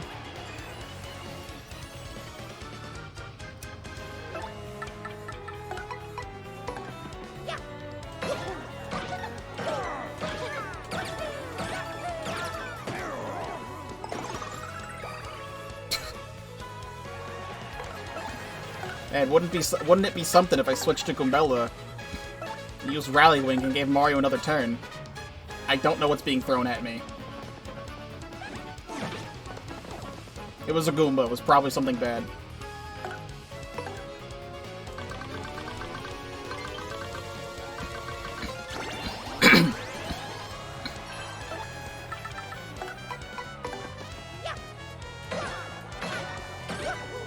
No, I missed the jump.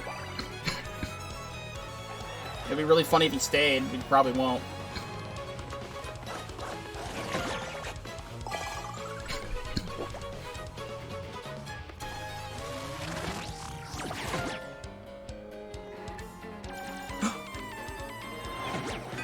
Ow! He stayed.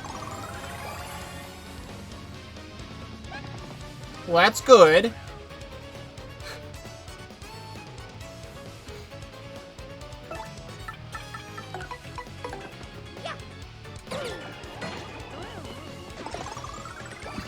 Okay.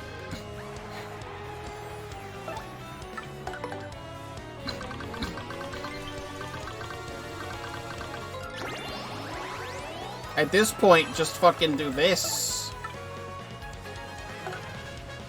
Like, what does it matter?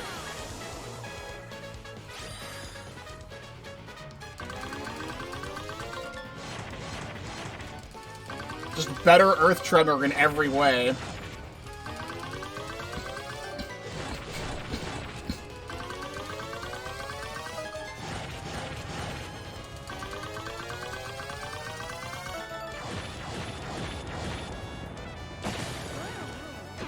Oh, that doesn't kill the swooper. But he died to return postage. That was, in fact, 2 Amazy Daisies, and it stayed in the battle and didn't run away. 95. Well.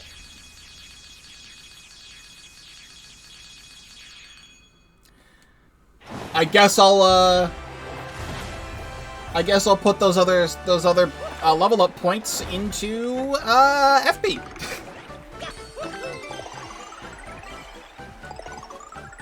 I got 40 and 40. That was the first time I've ever been hit by an Amazy Daisy, because they've always run away. I cannot believe it stayed.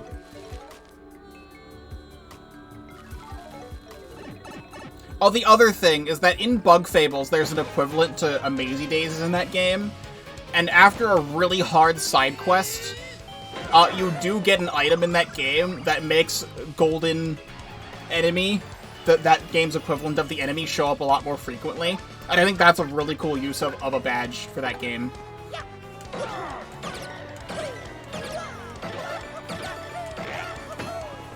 Alright, these guys suck ass. Like, a lot.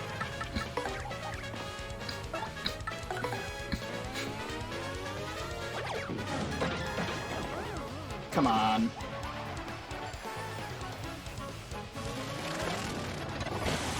Ow. Return postage. Die.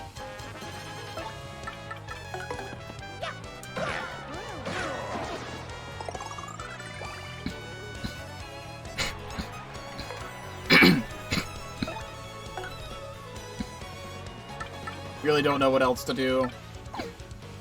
Just hit him, I guess. Oh, I also didn't mention other stuff about Bug Fables. was that, like, I like the... My point of talking about Bug Fables was that I like that game's medal system more than this game's badge system. Because not only is there everything that this game has, of, like, everything that I explained, of, like, evasion up, more, unlocking more moves through medals, all that other stuff. Because of the game's structure of having it be 3 separate characters, the battle system in that game revolves around being in the front, middle, and back. And if you're in the front, you have more damage but less defense, but if you're in the back, you have less attack but more defense. And there's a lot of badges or medals in that game that revolve around that mechanic, and it makes the battle system even more engaging than this game's. And I think that's also really cool.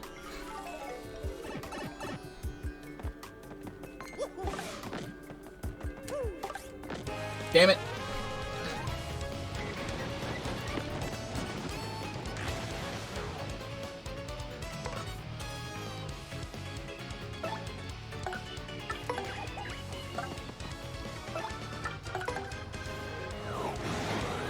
Let's see if this works. I think I remember hearing that these guys have a weakness to wind. They sure do.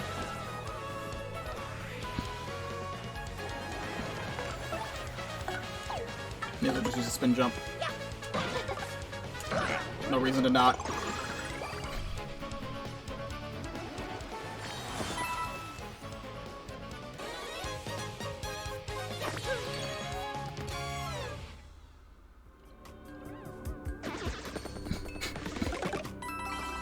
Okay.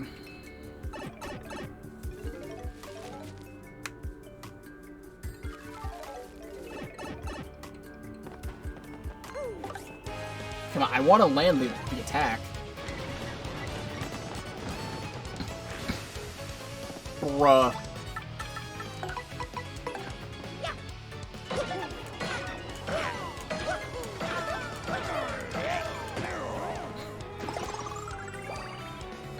Now that I have the ability to take these things out, it's quite funny.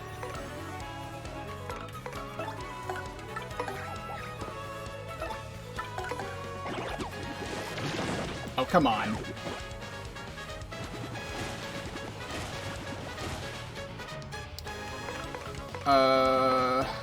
I multi-bounce. Oh my god. Okay, whatever, man.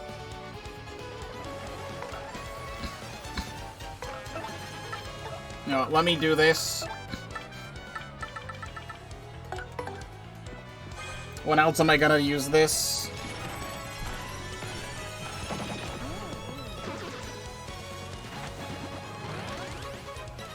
+3 defense up? That's not a problem.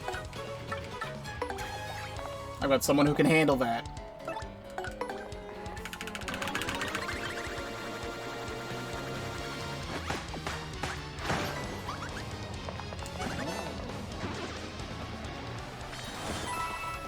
I almost kind of wish I did go back and refresh my spell, because that's the one thing I forgot to do. And then we saw that I was literally one spell away from it breaking.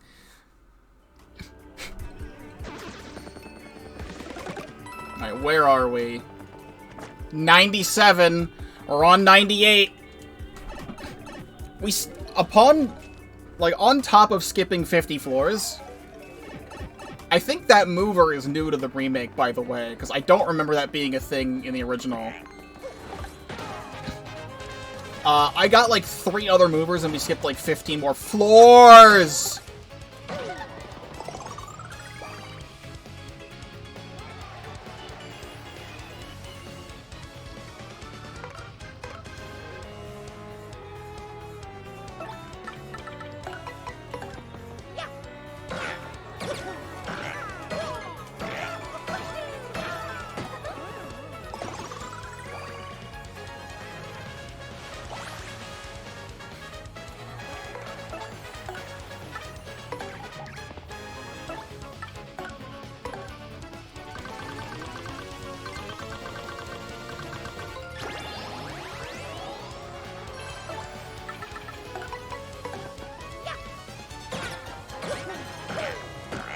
No! I've been getting really good at hitting those one-frame windows all of a sudden.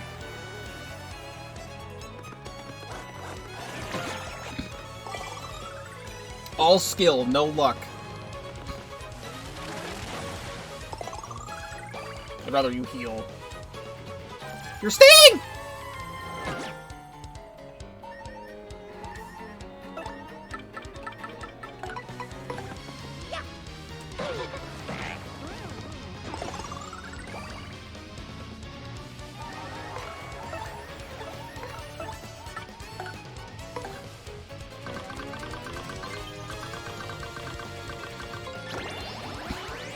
Well, I know how to put a stop to this.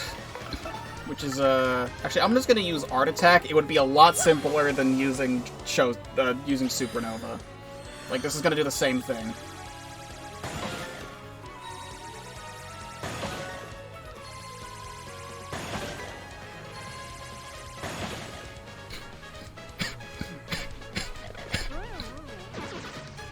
Well, okay then. Another 92? Why not?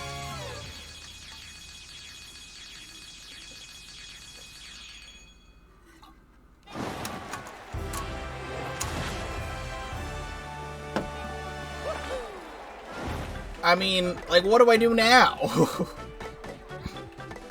Fuck it. I said I wasn't gonna put any more into badge points. This is probably the last level up. I may as well take what I can get, because there is one more floor.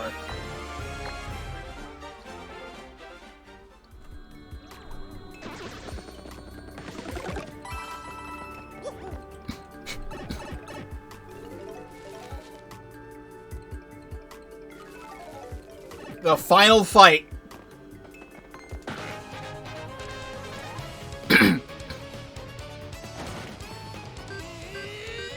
Cool, and I hate everything about this. They have 2 stopwatches.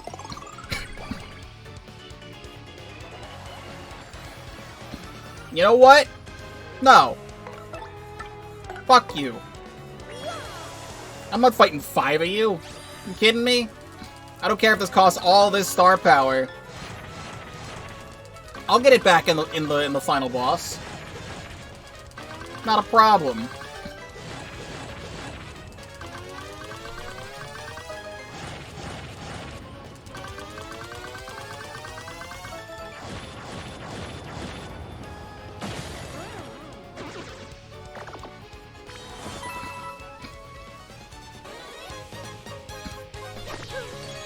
With that, that is floor number 99 yet again. Let's take a look at our loadout. We can take off something. I kind of want to take off All or Nothing. Take off FP Drain, take off Ice Power, take off Spike Shield. I don't think I want All or Nothing, because if I'm going to be using Power Bounce, if I mess up the final hit, it's just, like, less damage. I feel like it might be better if I keep it on, but I'm going to take it off.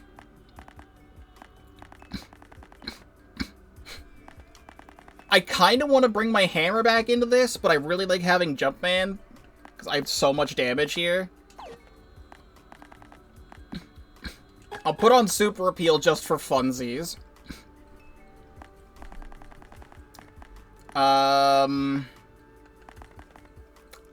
I could put on Zap Tap for funsies.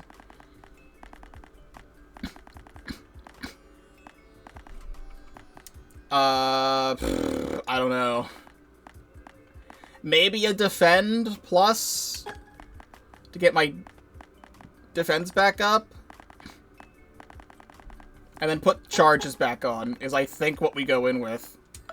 Oh, I don't need multi-bounce anymore. I definitely don't need that, so that's 1 extra point. I don't think Sleep Stomp is going to do anything. I don't know if there's anything else that's worth 1 that I should be putting on. Timing Tutor? Like, what else is there for 1 that I can put on right now?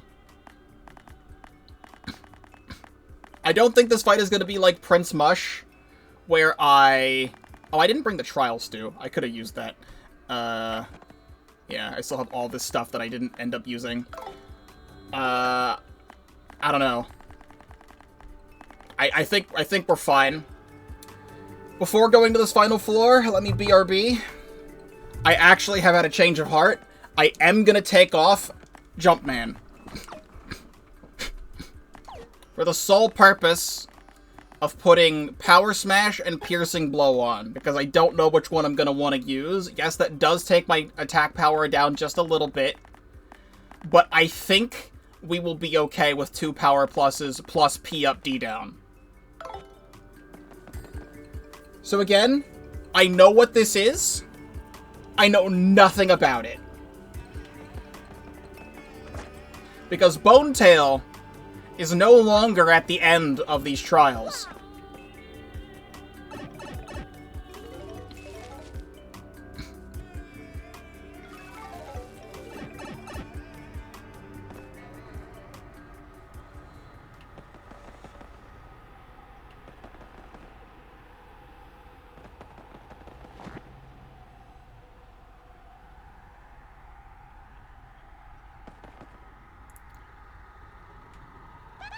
That's a rare Wacka.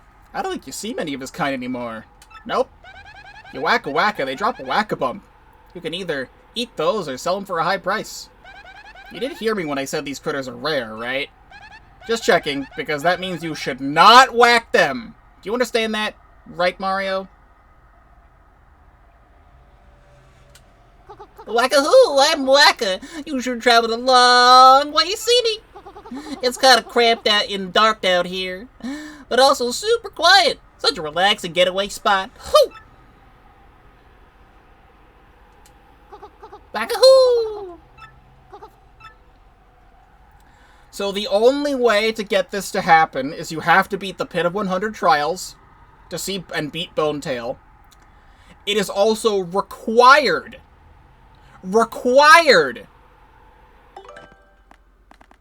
to hit Wacka enough times for him to stop appearing on Keel Hall Key and take all of the Wacka bumps, which is 8 times.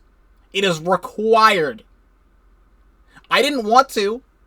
I didn't know about that requirement when we first got to Keel Hall Key, and I said don't whack him enough times for him to disappear because he's cool. But it is required. And you know what you do to a Wacka?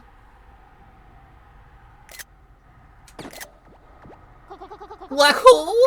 So that's why you're here. You know what, you want to play with me? In that case, let's play. Ba-bam!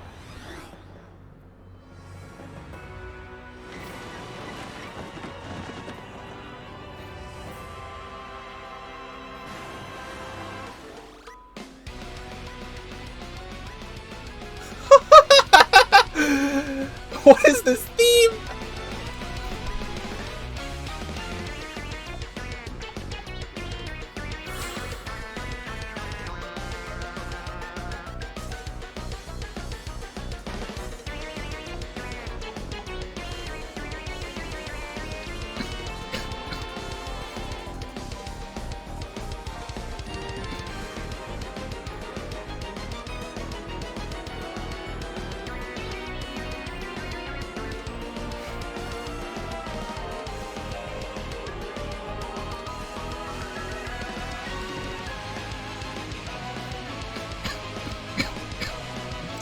Giving fucking, like, Sephiroth music to Wacka is hilarious. It is very origami-pilled. So, what's very funny about this is that in most Paper Mario ROM hacks that exist, people tend to mod in, like, a super hard Wacka boss fight, and now it's actually canon. Wacka.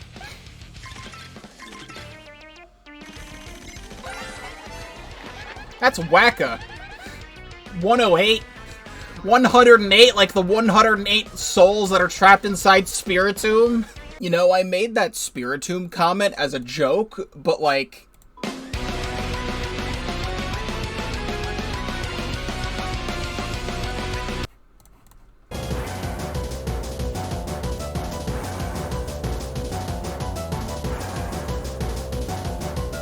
That is not intentional, but I would like to think that it is. Seriously, I never expect to fight a Wacka, so it's hard to tell what they're thinking. I bet he gets real scary when he's mad, so I hope you don't find out.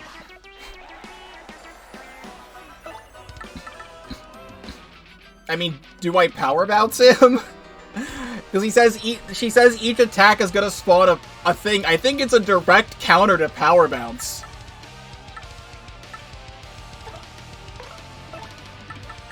So I'll try power smash.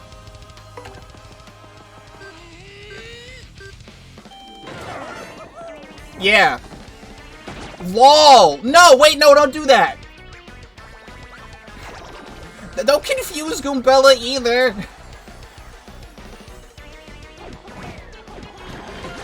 Fuck!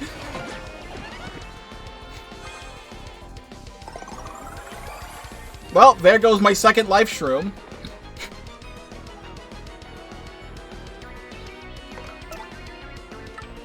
So let's do this. Mario is going to power bounce.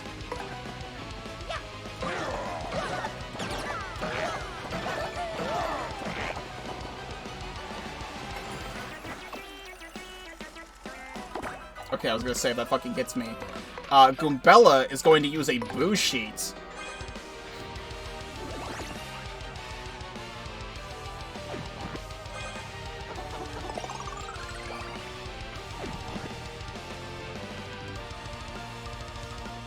Bro, that's your skin!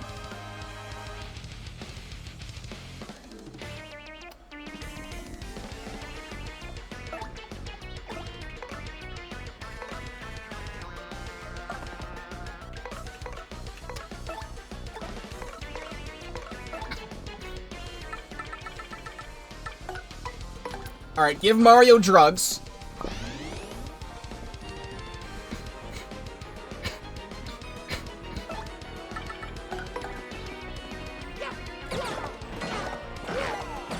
Why is that one red?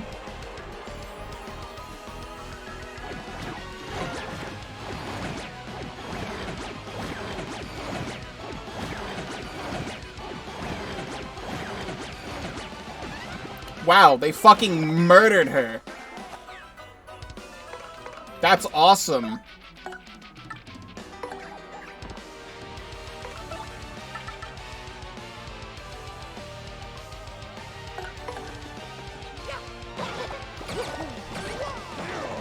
Bro, why am I missing that?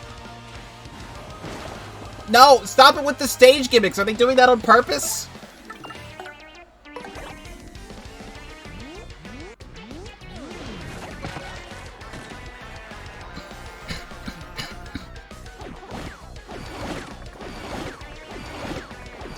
Yeah, get gimmick back.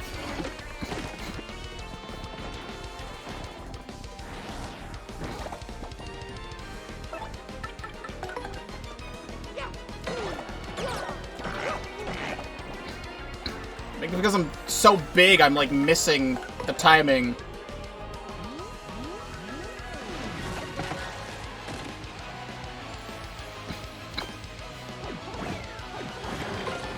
Alright, Koops is down. He served his purpose.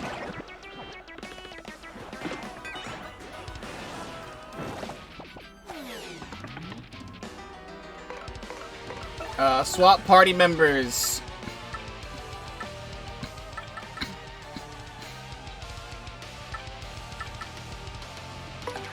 What's Flurry's other moves? Take HP, make Mario dodgy.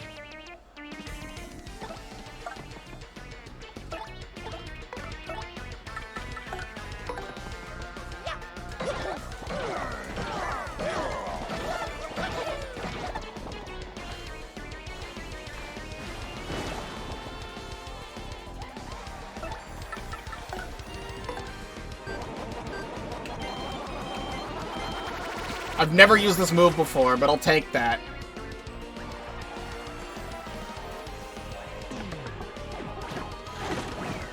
Oh, I love gimmicking back.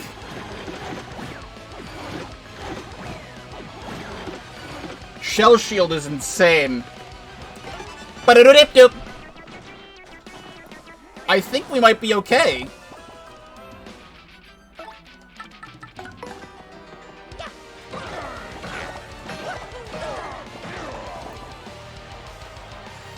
One HP left. And you know what? I will let Flurry have the spotlight, because I kept calling her useless.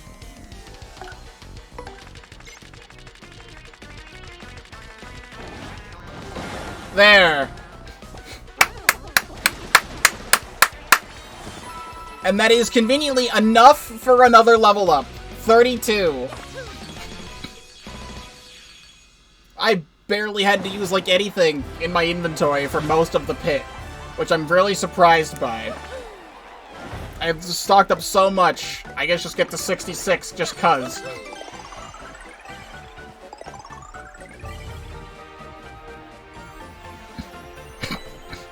Well, first try, idiot.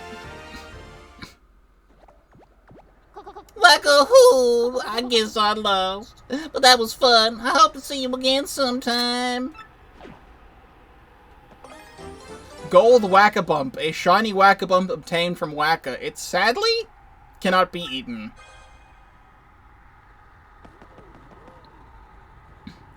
And that is it. I believe that goes into my useful items. It's just a trophy. Just like how... the Prince Mush Belt is also a trophy. So it just goes into my key items. And that is that. I'm glad I did not get fully spoiled on Wacka. But yes, I did know he was down there. Congratulations! You've had Goombella tattle on every kind of enemy. Your tattle log is now bursting with villainous secrets and juicy bad guy gossip. As proof of your efforts, we've sent you a special reward, the Tattle Trophy. Check your useful items to admire it yourself or show off to friends. You've earned the right to brag. Congratulations, you comprehensive collector. You've collected all of the recipes, obtained every badge, and filled up the tattle log. Head over to Rogueport's main square for a shiny reward. I also know what that is, too. I also wish I didn't know what that is. But, like, literally, like, not even a week after this game came out, it was in thumbnail spoilers. So, what are you gonna do when we live in 2024?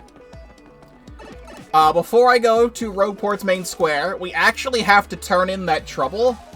Because if you remember, we were actually doing this for somebody else. Let me get Goombella back out, because she's alive again. We were trying to turn a side quest for someone in Far Outpost.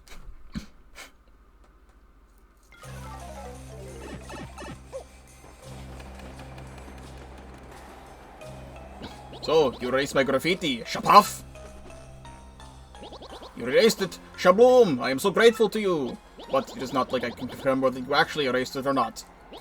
Oh well, I guess I'll just trust you. Take this as a reward. Zesty made it for me when I told her how much I was missing the snow.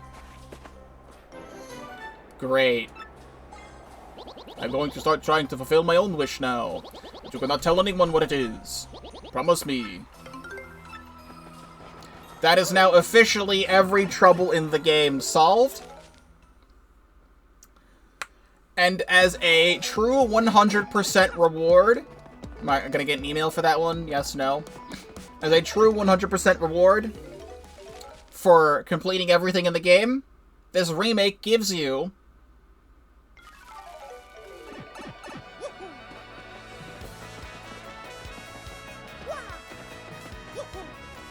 I want Goombella facing forward. This! She teleported. Can she, like... Can she stand on, like, one step? And then Mario stands on the other. They both face it. Good enough. This is the final badge.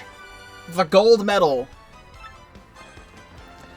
So now, there's a zero thing badge to put on.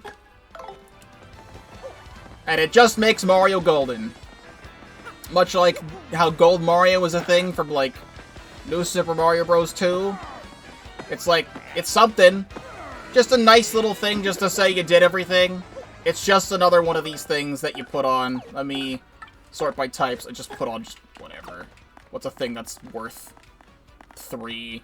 I don't freaking know. Put on refund. Put on ice power. Actually, wait, I still... No, wait, take this off. Take this off. Put spike shield back on. Just for funsies. So that's it! There's not like a there's like a shimmering effect, but it doesn't make any noise or anything. But right under the noose is your golden opportunity. We will just check the Trouble Center just in case you have anything else to say. Do you have anything else to say? All requests completed. We haven't had any troubles come in lately. Maybe you solved all the world's troubles already. I suppose that's good, but that's terrible for business.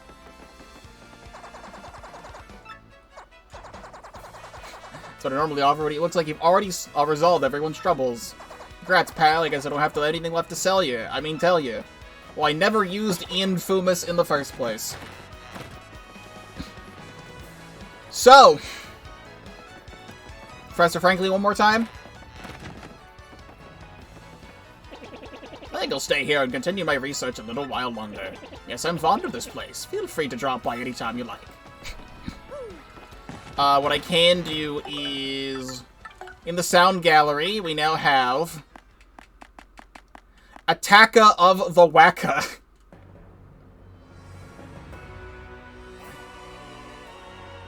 The intro was fantastic. That is the final song in the game. Tattle Log. Wacka here is Shadow Queen Wacka Prince Mush. A mysterious creature from parts unknown who now resides in the depths below Rogueport. He'll drop Wacka Bumps when he's attacked and use them to retaliate. After all those whacks to his noggin, this popular target is finally whacking back. And there's a buy followers bot. Get the fuck out of here. I hate you. Get out of my goddamn sight. Also, see, Prince Mush, the original champ of the Glitz Pit, and a squeaky clean fighter. He was gone for a long time, but he's still super strong. If his stance changes, he's about to use a different battle style, so watch out. Outside the ring, he's Jolene's little brother, Mush. Just Mush. And just Shadow Queen.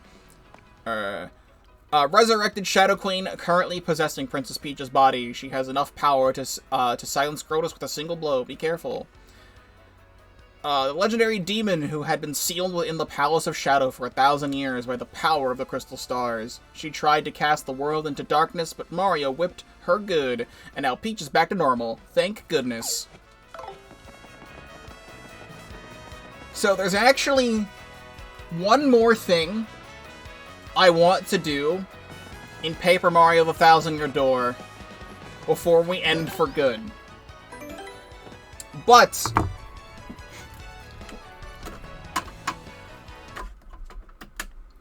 it is not in this Paper Mario the Thousand-Year Door. It is in this Paper Mario the Thousand-Year Door. Flavio. I swear I'll talk to Flavio. I swear. But I'm doing this. I swear to you, I will talk to Flavio. He probably has nothing to say, but I will talk to him. So, I wanted to take one more nostalgia trip. All the way back here to Paper Mario the Thousand-Year Door.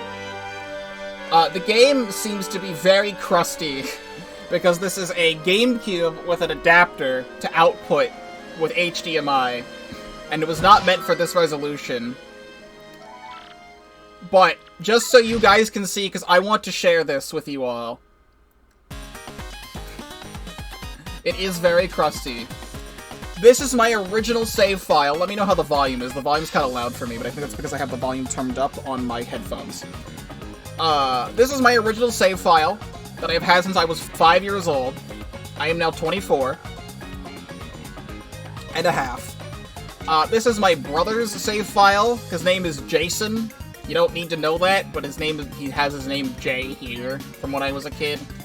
I at one point tried to play this game again when I was 15, and then I just played Chapter 1 and didn't do anything else. And I don't know why. So we're gonna ignore that one. What I want to go do is go back to my original save file, because I have not opened this in years. Probably back when I was 15... I'm in the Glitz Pit for some reason. Probably because I like to fight Rockhawk a lot. Also, notice how much smoother this game is compared to the original. Ignore the crustiness. But just like, this game runs in 60 FPS, so now you can't jump over this rope in the original game. That's interesting. So, also, here's what the Glitz Pit used to look like before I took the posters down. They're all still gone.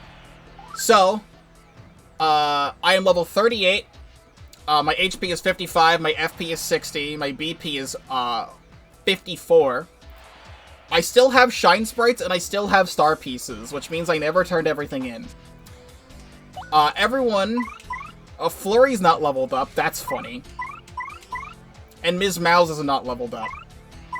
Also, my original Yoshi here was the blue one, which I named Yoshi with an I-E instead of an I, because I wanted to name it Yoshi, and I was 5 years old and didn't know how to spell Yoshi. So I think I asked my dad, and he said I-E, or I asked my brother and he said I-E, and that's just what his name is. This is the sound effect I was talking about, by the way, with Yoshi. This is not in the remake, and I miss this a lot. I'm also curious about my badges, because many, many years later, I did go back and beat Bonetail. So I don't think I ever organized my badges a single time.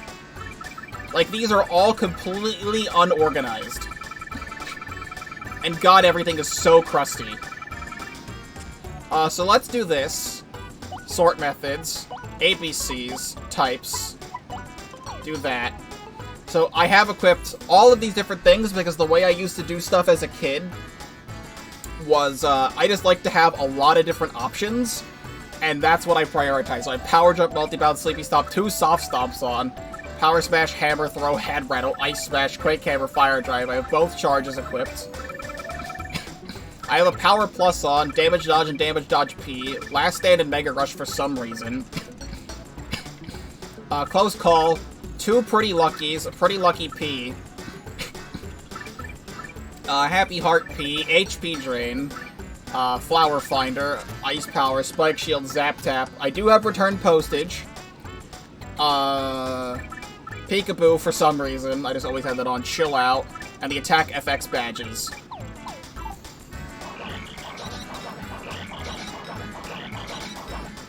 Let me actually go one by one. Do this. I also don't think I have all of them. I think I'm missing one, unless there's one in the remake that got added. I think I'm actually missing 2 of them. Which is interesting. Also, this glass is not visible. You can't see through it in the remake. Also, notice how I can skip text in this original. So I have no idea what star pieces I am and I'm not missing. Using the Peach and Bowser ones. Also, I believe you can't check for things with the hammer in the original. Oh, look at that! I never got that one. Also, there is no fast travel pipe to Chapter 3. Any quests related to going to Glitzville, you had to take the cheap blimp.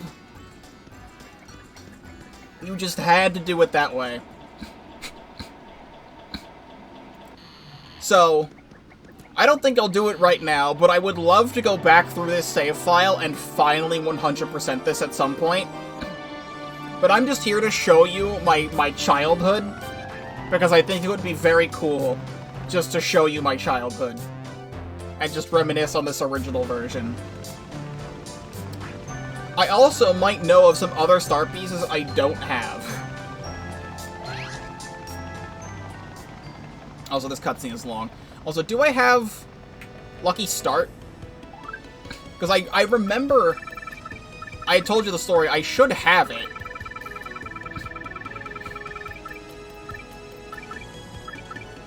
Or, yeah, I have Lucky I don't have Lucky Start?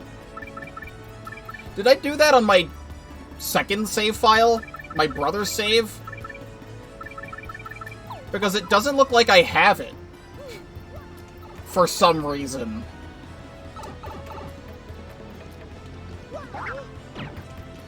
So I could have sworn there was another star piece over there, but in the remake it's different.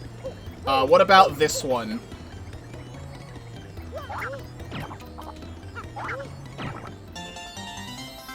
Never got that star piece before in my life.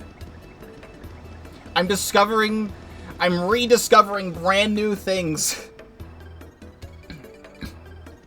Also, I lied. We can check the lottery one more time. After all these years, oh no. Well, he seems to be disheveled.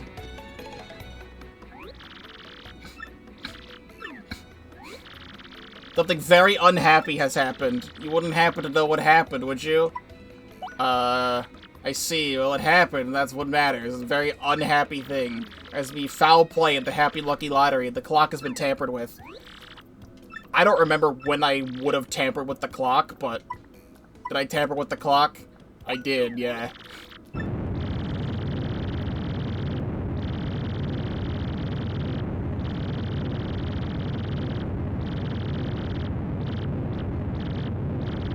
Never trust another person. Leave me alone.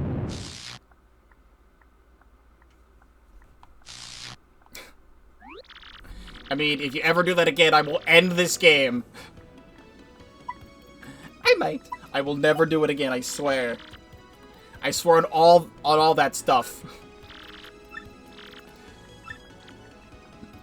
And when you just start the game up again, but, like, get going, everyone will have to buy a new lottery ticket at 500 coins. I have 174. I sadly cannot start the lottery back up. What about this one?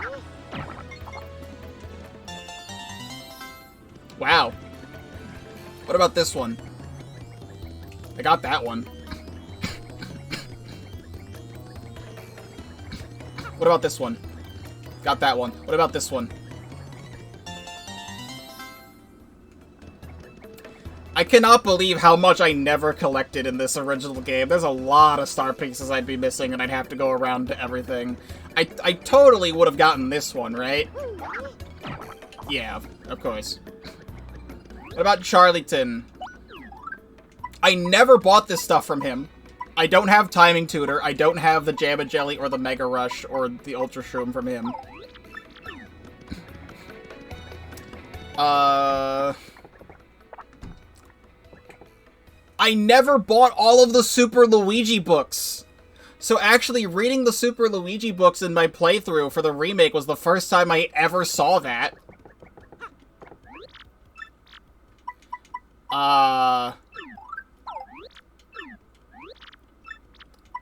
Withdrawal. I have a Thunder Rage, Thunderbolt, Ice Storm, Boost Sheet, Spite Pouch, Courage Shell, Ultra Shroom in my storage. I never checked my items. Peachy Peach, Stopwatch, Maple Syrup, Thunder Rage, Honey Syrup, Point Swap, Turtley Leaf, Pow Block, Whack-a-Bump, Ice Storm. Sleepy Sheet, Boost Sheet, 3 Mushrooms, a Slow Shroom, a Gold Leaf, Courage Shell, Dizzy Dial, and a Life Shroom.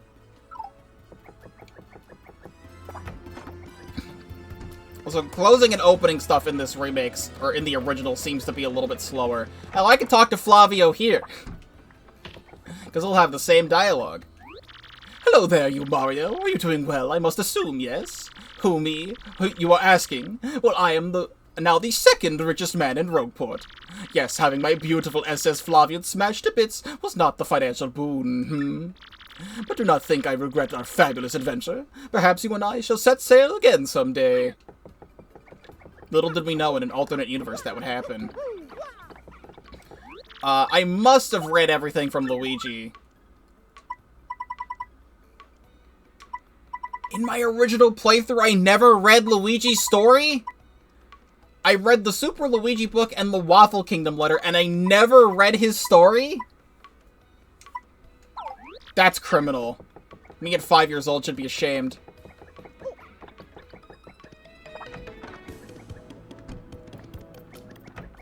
What about the bad shop? So it doesn't show you what you have. Oh, I guess that's also new. So in the remake, they do have that, that thing that lets you see all the badges, unless this guy has it. Yeah, that's not there in the original. That thing that lets you see all the extra badges. That you missed.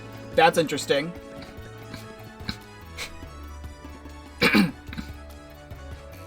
Obviously, there's no Battle Master. He is a remake exclusive, so he's not here. Did I get this one? Got that one. I can take a look at this stuff. So, Crystal Stars. Oh, it really is just called the Crystal Star. I also can't spin them. Tattle Log. That's why I had Peekaboo on. Because I never tattled anything. I have Koopa Troopa, Red Bones, Dark Bones, Spiny, Green Magikoopa, Kami Koopa, who's for some reason over here, Bowser, Gus, Dark Craw, Gold Fuzzy, Green Fuzzy, Flower Fuzzy, Pale Piranha, Putrid Piranha, Frost Piranha, Pider, Dark Puff, Ice Pup, Ember, Bald Cleft, Bristle, Bulky Babomb, Chain Chomp, Blooper, Hooktail, Gloomtail, Bonetail, Rockhawk, Macho Grubba, Dupless, Cortez, Smorg, X-Naught, XRPHD, Elite X-Naught, Yux, Mini Yux, Cross Yux, Mini Cross Yux, Grotus X, those things. Magnus Von Grapple, Magnus Von Grapple 2.0, Lord Crump, Grotus, Beldam, Marilyn Vivian, and the Shadow Queen. Is everything I tattled in my very first playthrough. I have 63 out of 85 badges in the game. So yeah, am I really missing them? I must have done it in the other thing. And recipes, I have 7.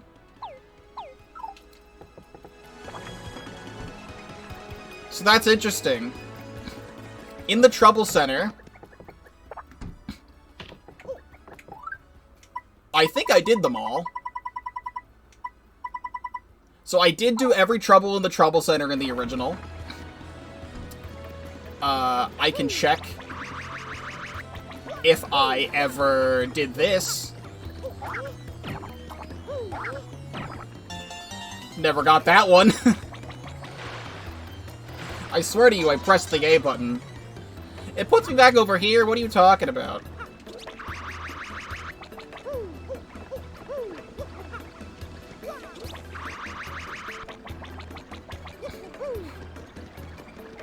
I got that. Did I ever talk to Grifty? I read the first one. And All Becomes Legend, so I think those are the 2 that were available at the time. I never read anything related to Grifty, pretty much. Out of curiosity, I did get that star piece. We can go to Rogueport Sewers. Also, you have to press down on the control stick to enter pipes in this original version.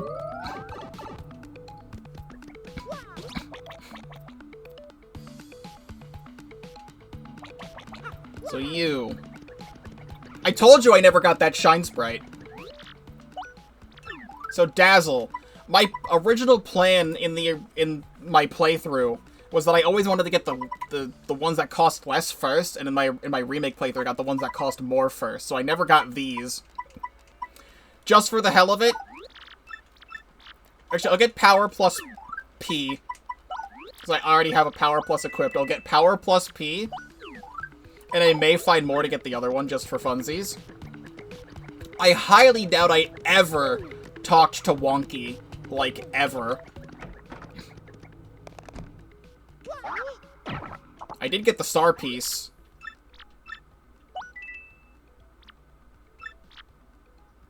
Also, there's no special music here, and you have to pay up front. And he's telling me about Punio, so I never got any of the information from him at all in my original playthrough.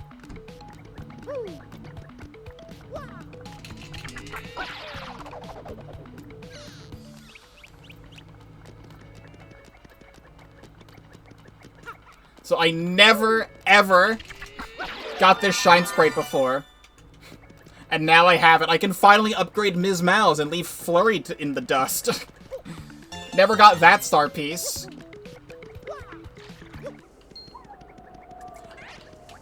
You know what? I don't feel as bad that I missed this, because even as a kid, I didn't see it.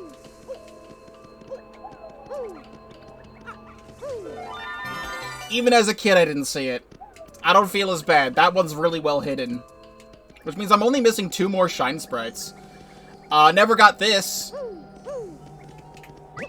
The one singular coin. But I wanted to return all the way to the creepy steeple, because there's absolutely no way in hell. Yeah, I didn't do it.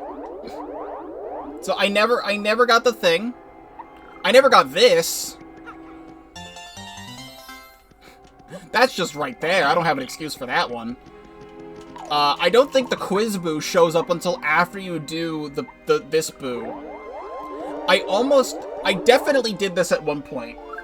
So I'm gonna do this. I almost kind of want to leave these boos alone. I came all the way back here just to do the Atomic Boo fight, just for the hell of it. Also, I don't know how I ever did this as a kid, but this is my original GameCube. Like, this is the GameCube I grew up on. The reset button is broken. Like, I did this as a kid somehow. It's just pressed down indefinitely. And I can't... It's just stuck. So I have to turn the console off and back on again every time I want to reset. Actually, but I can do this too.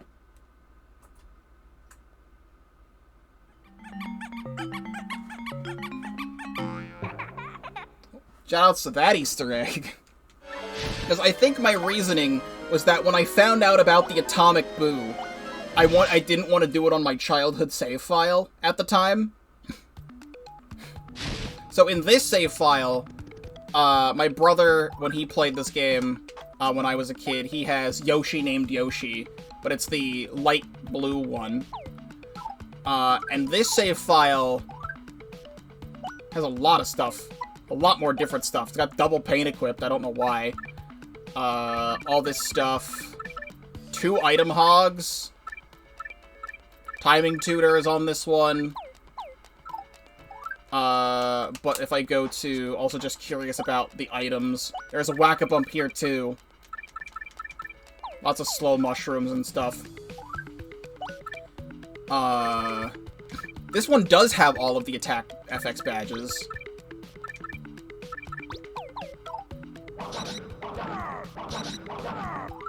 So there's that. But I'm frickin'... I want to... types and go down. This one has slow go, first attack, bump attack, quick change.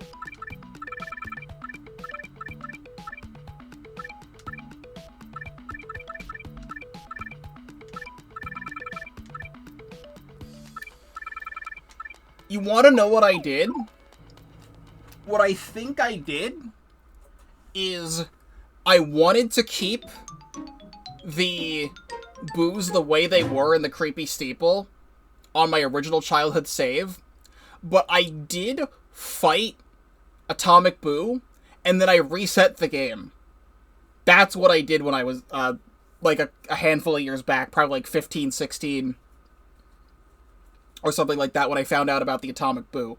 That is probably what I did. I wanted to come back here, and I was thinking, what if I came back here and did, like, one fight on my original save file? What I really wanted to do was just come back and visit it and show you what it was, just so you could see it. So I think I'm just gonna leave the game saved here. It's just that I won't ever get those quizzes. So those quizzes was the first time I ever saw those. Did I get this star piece? Didn't get that one either. So I think I'll leave it the way it is. I'll never get those quizzes. Doing the quizzes in the remake playthrough was the first time I ever got the quizzes. But I really just wanted to just come back here and just show you guys this, just because.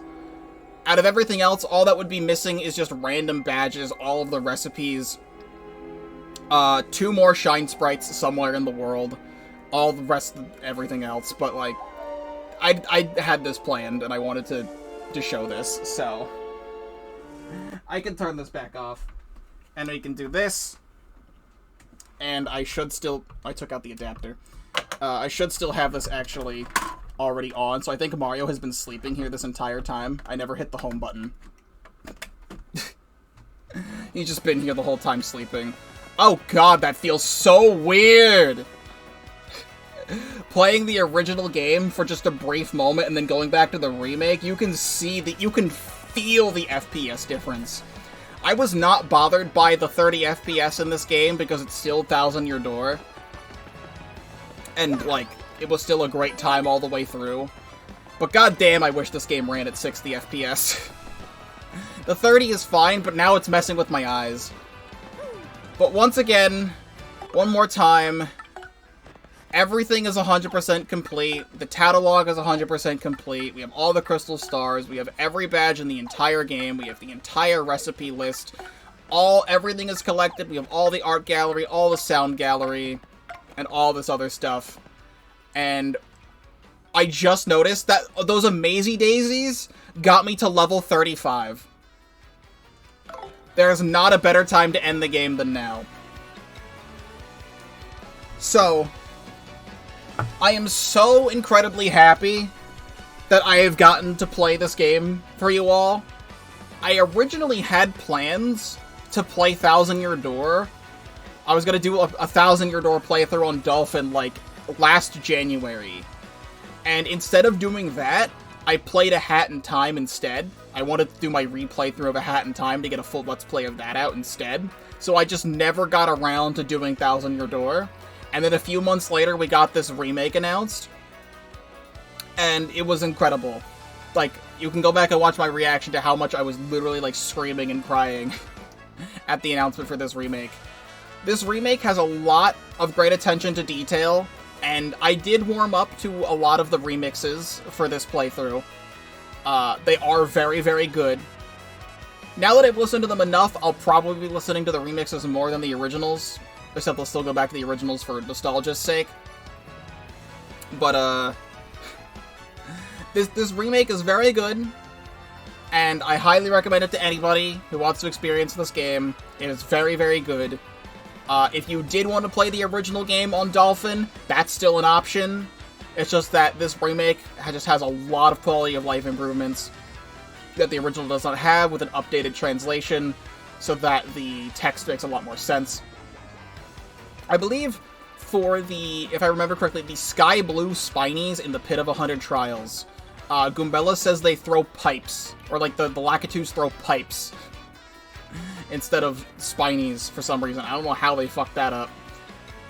But, like, growing up, playing the Thousand-Year Door, and then watching many playthroughs of the Thousand-Year Door, continuing to grow up, and now finally getting to play it for my own channel, is just a very surreal experience. And I'm so incredibly happy that I got to do this. Again, you can go watch my playthrough of Super Paper Mario if you want to see that. And in the future, I would love to play Paper Mario Black Pit, which I wanted to do years ago. It is a Paper Mario 64 ROM hack that pretty much is just its own Pit of 100 Trials ROM hack for Paper Mario 64. And it's also a roguelike, and has a roguelike mode, and I thought that would be amazing to play. So, I had wanted to do that, and I never got around to it, so I'd love to do that. I am also friends with someone named Reed. He is a Super Mario Sunshine, and I think he did some Thousand-Year Door speedruns, mostly for, like, Pit of 100 Trial speedruns. But he speedruns Super Mario Sunshine, is very good at it, is a very good Smash player. But he's also, for the last few years, been developing Paper Mario the Thousand-Year Door Hero Mode, which is, there was a hard mode hack, I believe, called Hero Mode for Paper Mario 64, which added a lot of new stuff and was very hard. And he's in the process of making that. He has all of Chapter 1 and, I think Chapter 2 done. I think what he was saying is that he's working on, I think he's still working on Chapter 2. It's just a demo of Chapter 1 and the Pit of 100 Trials are fully complete, and you can do that.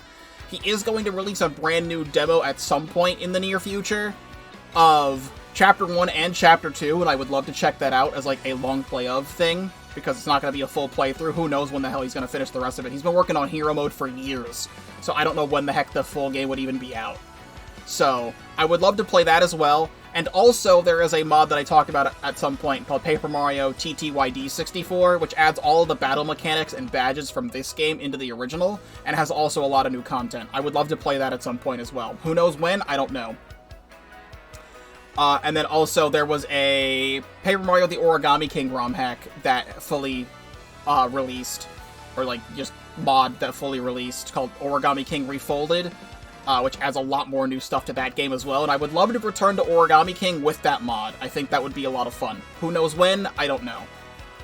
For the near future of this channel, by the time you're seeing this on YouTube, it is a Friday, hopefully, should be, when this gets uploaded to YouTube.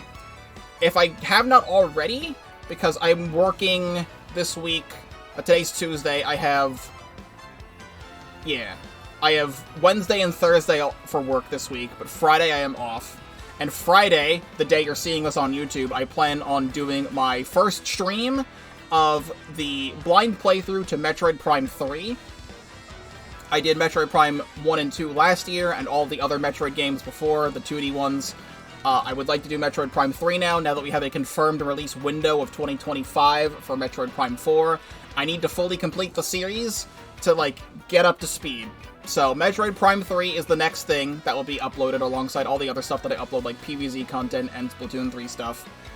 Afterwards, in late August, it was supposed to release a while ago, but there is a ROM hack for Super Mario Sunshine releasing called Super Mario Eclipse. The release date got pushed back to late August. We'll see if that gets pushed back again.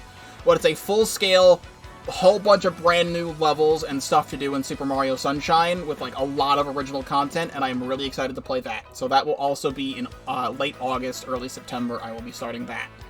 Then also in September was Zelda Echoes of Wisdom, and I'm going to be playing that. I'm going to be playing Mario & Luigi Brothership when that comes out as well, which I believe was November.